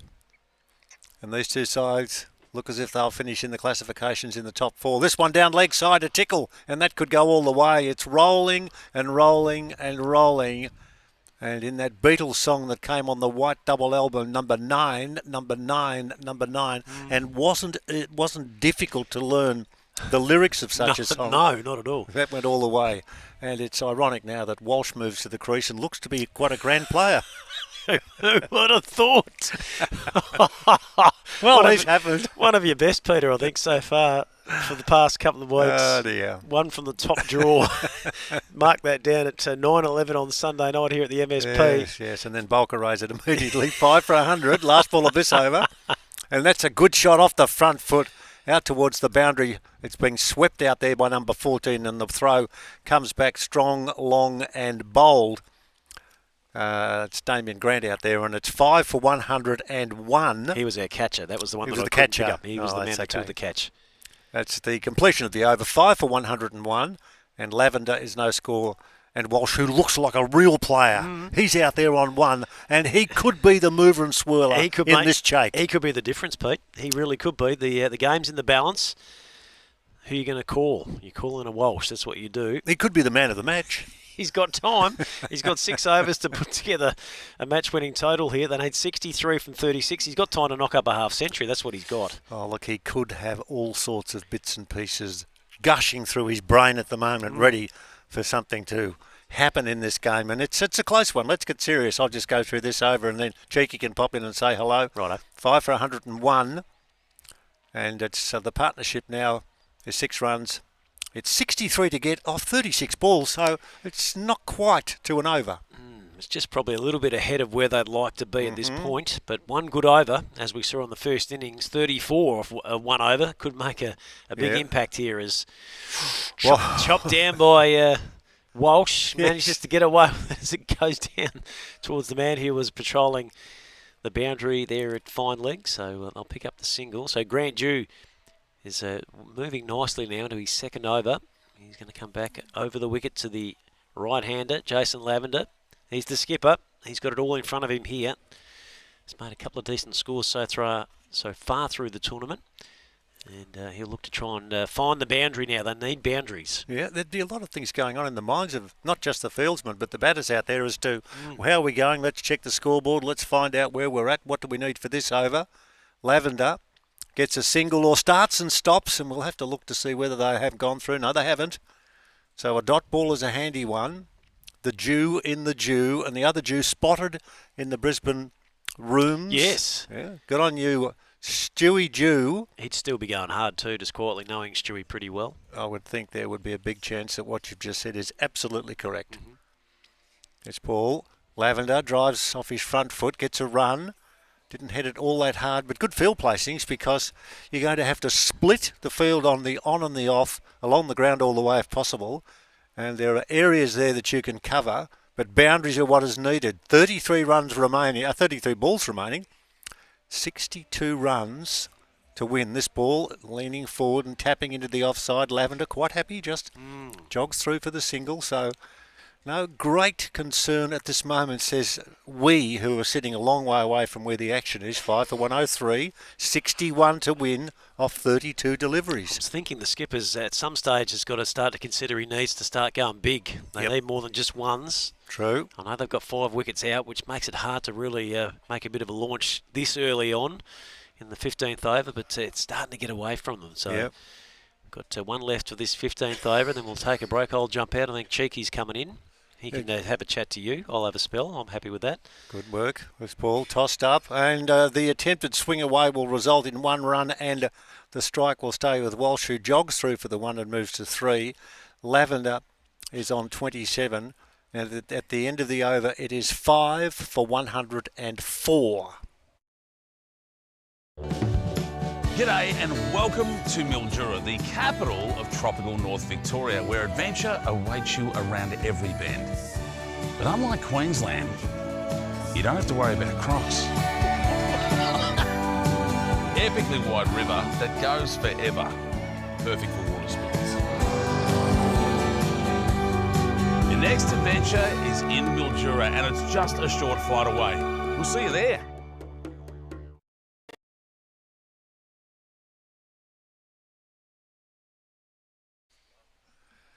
Tropical north of Victoria in the Big M, Mildura. Magnificent scene for what has been some sterling cricket. We've been so lucky with the weather. We can't turn the weather on, but we can't even instruct the teams that are here to play the sort of cricket they're playing, but it's been a ripper, this one. 15 down, 5 for 104, Walsh's 3, Lavender 27, 60 off 30. Work that out. Divide by 2 and you're pretty sharp. Sharp as bowling balls. The answer is 2. Let's see what they can do. New over. And it's worked away on the offside for 1, just forward of point. The RJ All-Stars versus Lightning Storm. It's an exciting finish to what has been a pretty exciting game. Darren Cheek jumping back into the press box. He'll be sitting with me for a while before we get Patrick and Michael to wrap it up. So what do you reckon, Cheeky? What an excellent last couple of overs. I heard you say that they needed 2 runs a ball there at one stage, and then there was suddenly a couple of 6s and a 4, and it brought it back down to around the 10 and over. But it's got back to that 2 runs a ball now, and but with Lavender out there as a skipper, he's hit that 1 6 and a couple of 4s, and he's going to start launching into them, and it's going to be very exciting. A lot of talking going on out there too. Communicative skills to the fore. This one hit hard down the ground, but the protection is good in both the offside and the onside. It's swept on the boundary down at long off, and they get through for 1. Lavender 28 off 25, but just the 2 singles of the first 2 balls of this over. 15.2 down, 5 for 106, chasing a score of 164 to get up and win this game. 2 of those who will be, I would think, doing some things of action on the Tuesday. They're both very good units. This ball in the air on the offside. Is it going to be safe? It is. It clears the field. Hasn't got enough on it to get out to the boundary, but they will come back to complete 2. It just lobbed across over the man who was deep on the offside, and they get back for 2. 5 for 107. Did they go back for 2, or they might have just done the 1? I think they've only gone through for the 1 on that one. 5 for 107. Yeah, well, they brought back on the pace, which is interesting in Grant, the fast New Zealander coming back on, because sometimes they can be, you don't have to, the ball will just take its own way off the bat like it has there. He's just snapped it off his legs and it's just ran to the boundary so far. Beautiful shot. Timing was perfection, and that boundary means 7 runs off the over so far. But still, if you're a betting man, and we all are, we've been checking the race guides and the racing, the dogs all over the place, the dish lickers, not too much luck. The other game that's going on. And this is a real good game, this, I don't know. What's 53 off 26 with only 5 wickets in the shed, or 5 to go. Lavender, as we've heard Patrick in talking about Lavender being the key, he's on strike at the moment. They still need another 5 runs off this over yet. Good shot. That'll be 4. Beats the man at short cover. No, it's not. There's someone out there. Well done, Khawaja, who gets the throw back. And that was good running too. They got back to complete 2. And that's 6-9 off the over. 51 runs required. 25 balls remaining. 5 wickets in hand with Lavender 34. And he's the G player. He's the gun player. Walsh doing the assisting from the opposite end. He's not on 5, not out on 5. Here we go, last ball of this over as he steps to the leg side, then walks into a full toss and hits it well. But the sweeper's out on the boundary, and it's a good pick-up and a neat return out there. Racing in at 1,000,000 miles an hour, the ball from Adnan Khawaja got back quickly. End of the over, 16 down, 5 for 114, with Lavender and Walsh doing the chasing. 13 deliveries. That's no, that's not right. No, there's a few more than 13, but it's 5 for 114 with Walsh on 5 and Lavender on 9. And what's happening here? We've just got. That might be better. Runs to win 50 and balls remaining 24, so still over 2. And the other thing I've heard too is that the Lightning Storm have been a bit behind their over rate, and they were a couple of minutes down there a little while ago. So possibly that means 2 fielders have to go off in the last couple of overs if that's the case. So that would be very interesting with this run rate. Could do. This ball, the first of a new over, hit down the ground, along the ground all the way by Lavender. What they could do is they could ring for a drone and go back to the hotel and wait for the end of the game, because if you've been in the area and you've seen a drone zooming around, well, it's not something that you've imagined. It's actually happened. Where did you get that from? I think that's just a normal thing in these days. We should watch buy a the drone. football. We agree there's always a drone up there that's flying around, a few getting drones some in good the ground footage. too. This ball, a reverse sweep, and there's a big shout for LBW. This will be very close. He's given out, I'll tell you what. Yes. He took a bit of time, the took umpire. And we might, well, anyway, the big call, and the batter has walked. So that is an important wicket. Walsh trapped in front by Dew for 5, and it's now 6 for 115. I might shuffle out now because Patrick can come in and call with you for the rest of, as we watch the action replay. Let's have a look, but let's count the seconds for when the digit pointed in the upward direction. There's the ball, the reverse sweep, took him on the back pad. 2, 3, 4 seconds. Let's move to Patrick now with that score. A very big wicket indeed, and one that could perhaps mean the game might now finish up the way we didn't think it would finish. Patrick. Yeah, this is an extremely exciting finish, and we talked. There's a party going on next to us up in this fantastic recreation centre, and all the music seems to have stopped now. They're all just at the window, just watching this game and seeing what it is. The excitement of this has taken over the 21st birthday party that's going on. It's going to be a great night. And what have we got coming out here? Oh, Rusty with his big long beard, trying to fit it into this helmet. It's sitting up high on his head, isn't it? The lid, as he takes it out to the offside with a bit of innovation as it gets close to the line. They'll hustle back for a second. So score is 6 for 117, midway through 16. Lavender's the key here, though, isn't he? Can't see where those eyes are with it. All those whiskers that are packed into that helmet. Well, he's seen him match Leith Dawes, hasn't he? And then some. Yeah, absolutely. And then some. Yes, Leith doesn't quite have the hair on top as well. Comes in, but he's right on the front foot straight away, but just can't get it past the field. Grant Dew's doing a pretty decent job here, isn't he? He's tightening things up from his end. 47 to win from 20 balls, 4 wickets in hand. And it's the slow bowler that can just put it on that little spot that is always the hardest thing. See, they have to. The batsman has to do the work, come down the crease, try and get it away. But there he just managed to hit it into his pad and it just stays near the wicket.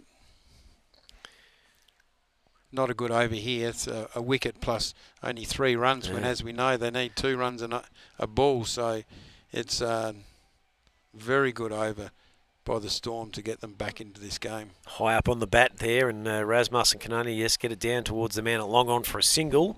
So the end of 17, 6 for 118. Lavender is 36, Rasmussen is 3. The equation, 46 to win, 18 balls left. Fantastic. Yeah, that's a fantastic lightning storm. Like we talked earlier, we thought that that they might have, we thought there wasn't enough runs that they'd got on the board, and that perhaps the game was going to be a little bit earlier than expected. But they bowled it so well, and especially that opening spell that took the 4 wickets at the beginning. Yeah, Richard Anderson, he was dynamic, wasn't he, with the new ball? And we've discussed it a couple of times, Cheeky. We sort of feel like this has been the best bowling combination that we've seen so far in the tournament. They've been very impressive, haven't they? Just waiting for the field to be set. We've got a change of bowler. Yeah, slowing it down at this end again now too. They've taken off the quicker bowler. Yep, Darren Hill's back into the lineup, 1 for 30 from his 3 overs. 4-pitch delivery, and the big fella just again getting it high up on the blade, unable to really maximise that opportunity. No. They probably should have gone all the way over the fence. Yes, he missed an opportunity there, and maybe it's just because he's a fresh batsman, that changing of batsmen, that they have to get their eye in, and just not quite getting it. Ball hit down the ground towards long off. They'll get through for the single, which will get Lavender back on strike. Score is 6 for 119, 45 to win, 16 balls remain. Still got 4 wickets at their disposal, but feel like Lavender now really has to start going the long handle here. He's been content just to knock them around, but I think that they've passed that point. They really need to find the boundaries. He definitely has to try and get as much strike as he can.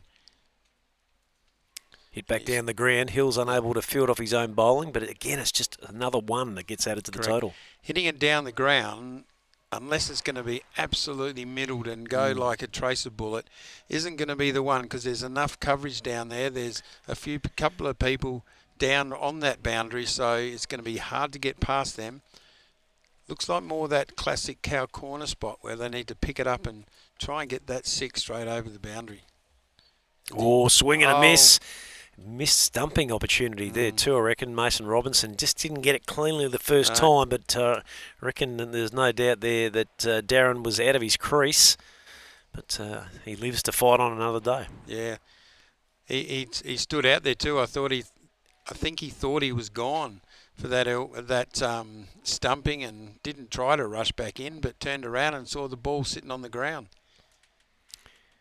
6 for 120 as we can see the umpires just getting those stumps organised. At the Deakin Avenue end of the ground. Hill's got 2 more balls left of his spell, 1 for 32. He's only gone for 2 in this over so far, so that's been outstanding here at the Death in the 18th over. Certainly spending his time to make sure we get these stumps. Oh, yeah. Billy's being a hard taskmaster, isn't he? Down at the vineyard end. So Hill's good to go. He's just on bended knee at the moment, but he'll come back again. Razzie's facing up again.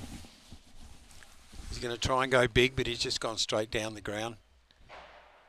Gone around, and the fielder takes it easily and whips it straight in. Good arm. Yeah, it's a good arm from that boundary. Jeremy Snowd doing a great job there. As they continue here to really restrict that run flow. The All-Stars just can't get the ball to the boundary. 3 off this over so far, 1 ball to come. And Lavender's on his way, trying to hit across into the onside. It was beautifully bowled by Darren Hill, just straighten up a little bit as it went through. And Lavender unable to make contact. And another one falls. Score is 7 for 121. Went for the big hoik, which he obviously has to do with this run rate that was required, but didn't quite get to the ball and sneaked through, and he's gone. Middle stump too. And as we finish, and we finish the over now, that's 7 for 121 with 18 overs gone, so there's 43 balls required off 12 balls.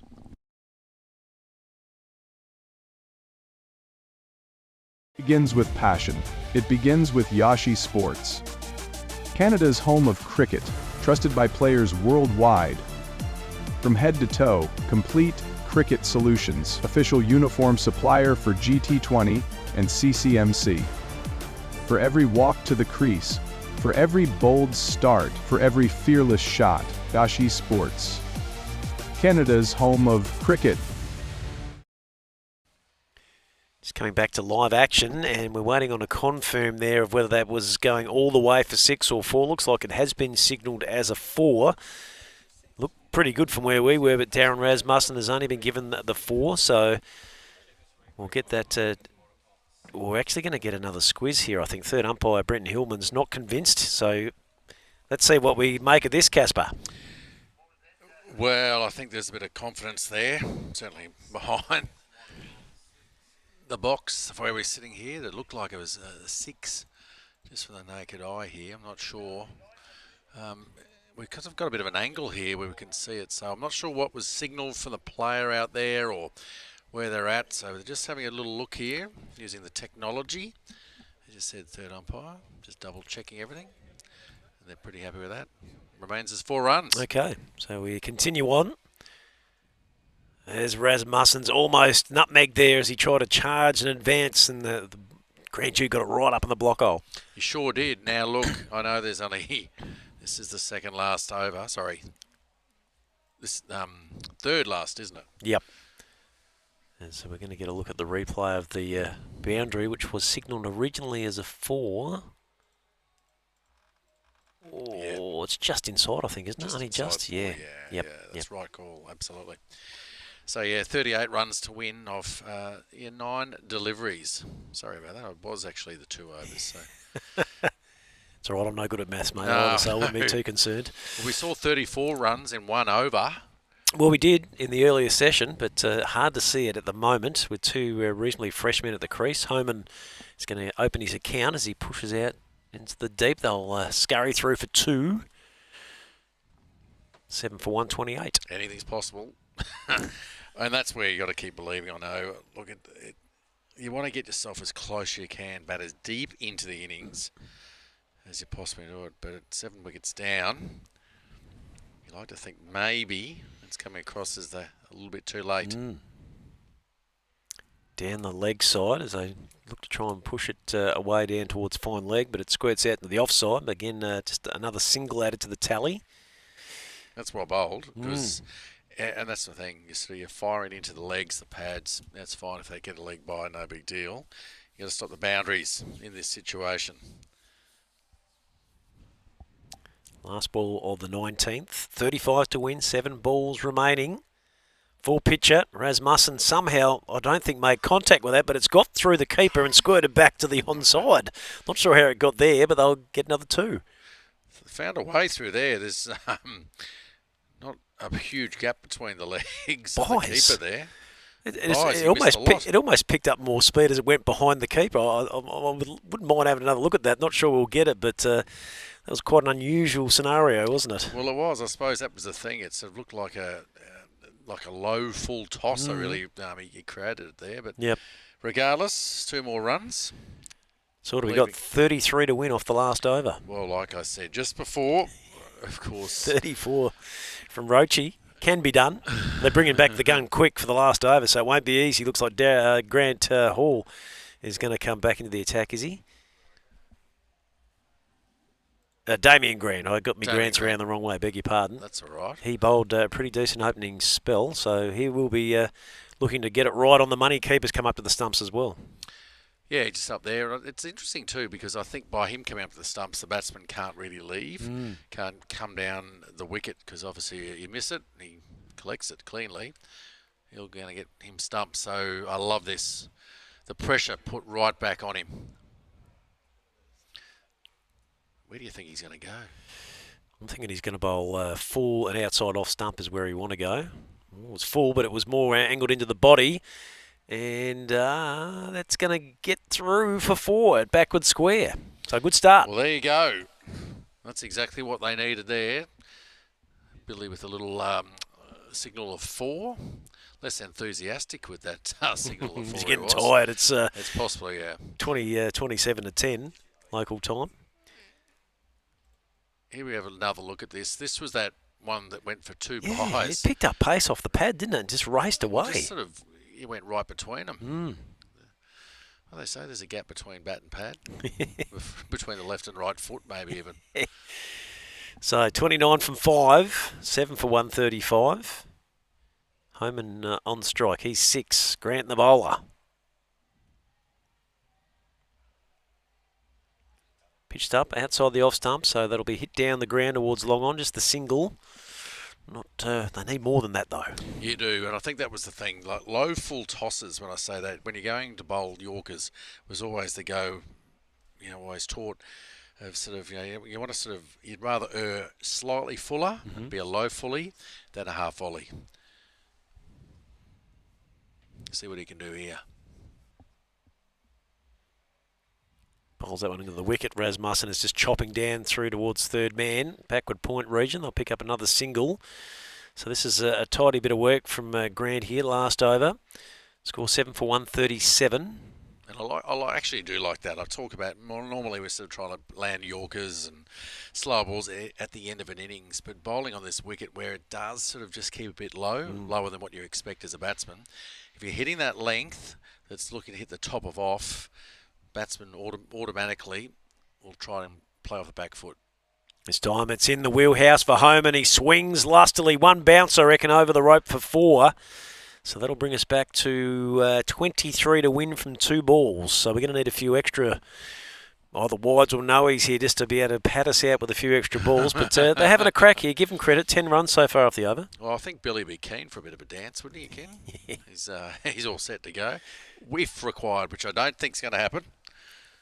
So what a performance here by Lightning Storm. Yep, that'll really put them right back into the mix with 6 points as well. So they'll give themselves a real shot tomorrow with some good form to finish in the top 4. Well, having won the toss, elected to bat was a masterstroke.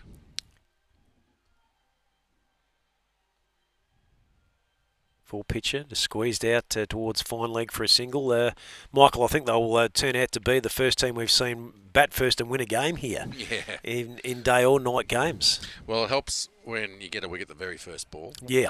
And Richard Anderson was excellent with his medium pace and the variations he showed. But, geez, they executed really, really well. Yep. With the ball this evening. All right, so final legal ball here of the innings, albeit we don't get a wide or a no ball from Grant. Right on the block hole. Great way to finish up there for Lightning Storm as it's pushed out in the offside. So they will finish the RJR All-Stars with 7 for 143 after they were set that target of 164 for victory. And that's a great performance from the Lightning Storm. We might just quickly look through the cards, Casper, as of course it was all about David Roach in the first session, wasn't it? 103 from 62, 8 4s and 6 6s. Had some good support by Mason Robinson. That partnership took the score from 3 for 50 to 3 for 163. So that really was the breaking of the game, wasn't it? Those last 5 or 6 overs, including that 34, which was certainly the heaviest over we've seen of the competition so far. It was 5 6s and a 4. Yep. So it wasn't the 6 6s. Yeah, it was close though. But when you think that's the difference, because we talked about even through that innings when they were setting the total, that they were looking at sort of getting like 130 fives, and 140 would have been a good score. As proved. Well, they finished 20 short in the end, so well, exactly. Crazy, isn't it? Yeah, and even just having won the toss, and as you said, or they elected the bat, and as you said, seeing them actually bowl second here and actually defend that total has been a great effort. Certainly was. Quickly through the wickets there, Simmons, Correlage and Pig each picking up a wicket apiece as we flick over to the RJR boys. Easy for me to say. They finished up with 143 for 7. Wickets falling at no score, 15-28. As we'll look at the key figures there, Anderson 4 for 20 off his 4. Darren Hill picked up 2 for 33 in his 4 overs, but steady wickets falling through. 95, 115, 121. They just couldn't quite get that one big partnership to get him going. Lavender was potentially the man, but he couldn't get there in the end. He finished with 37, 25 for Hancock and 22 for Stone. So good results for the Lightning Storm, and it just opens up the competition now that the All-Stars have lost a game. The other teams are a chance to close them down as we look to send her home here from the Mildura Sporting Precinct. We hope you've enjoyed the coverage today. We're back at this venue tomorrow. The MSP will be starting up from 10 a.m. with the game between the Territory Blasters and the Lightning Storm. On behalf of Cheeky, Walshy and Casper, it's Pat Silcock signing off for SOC TV Live.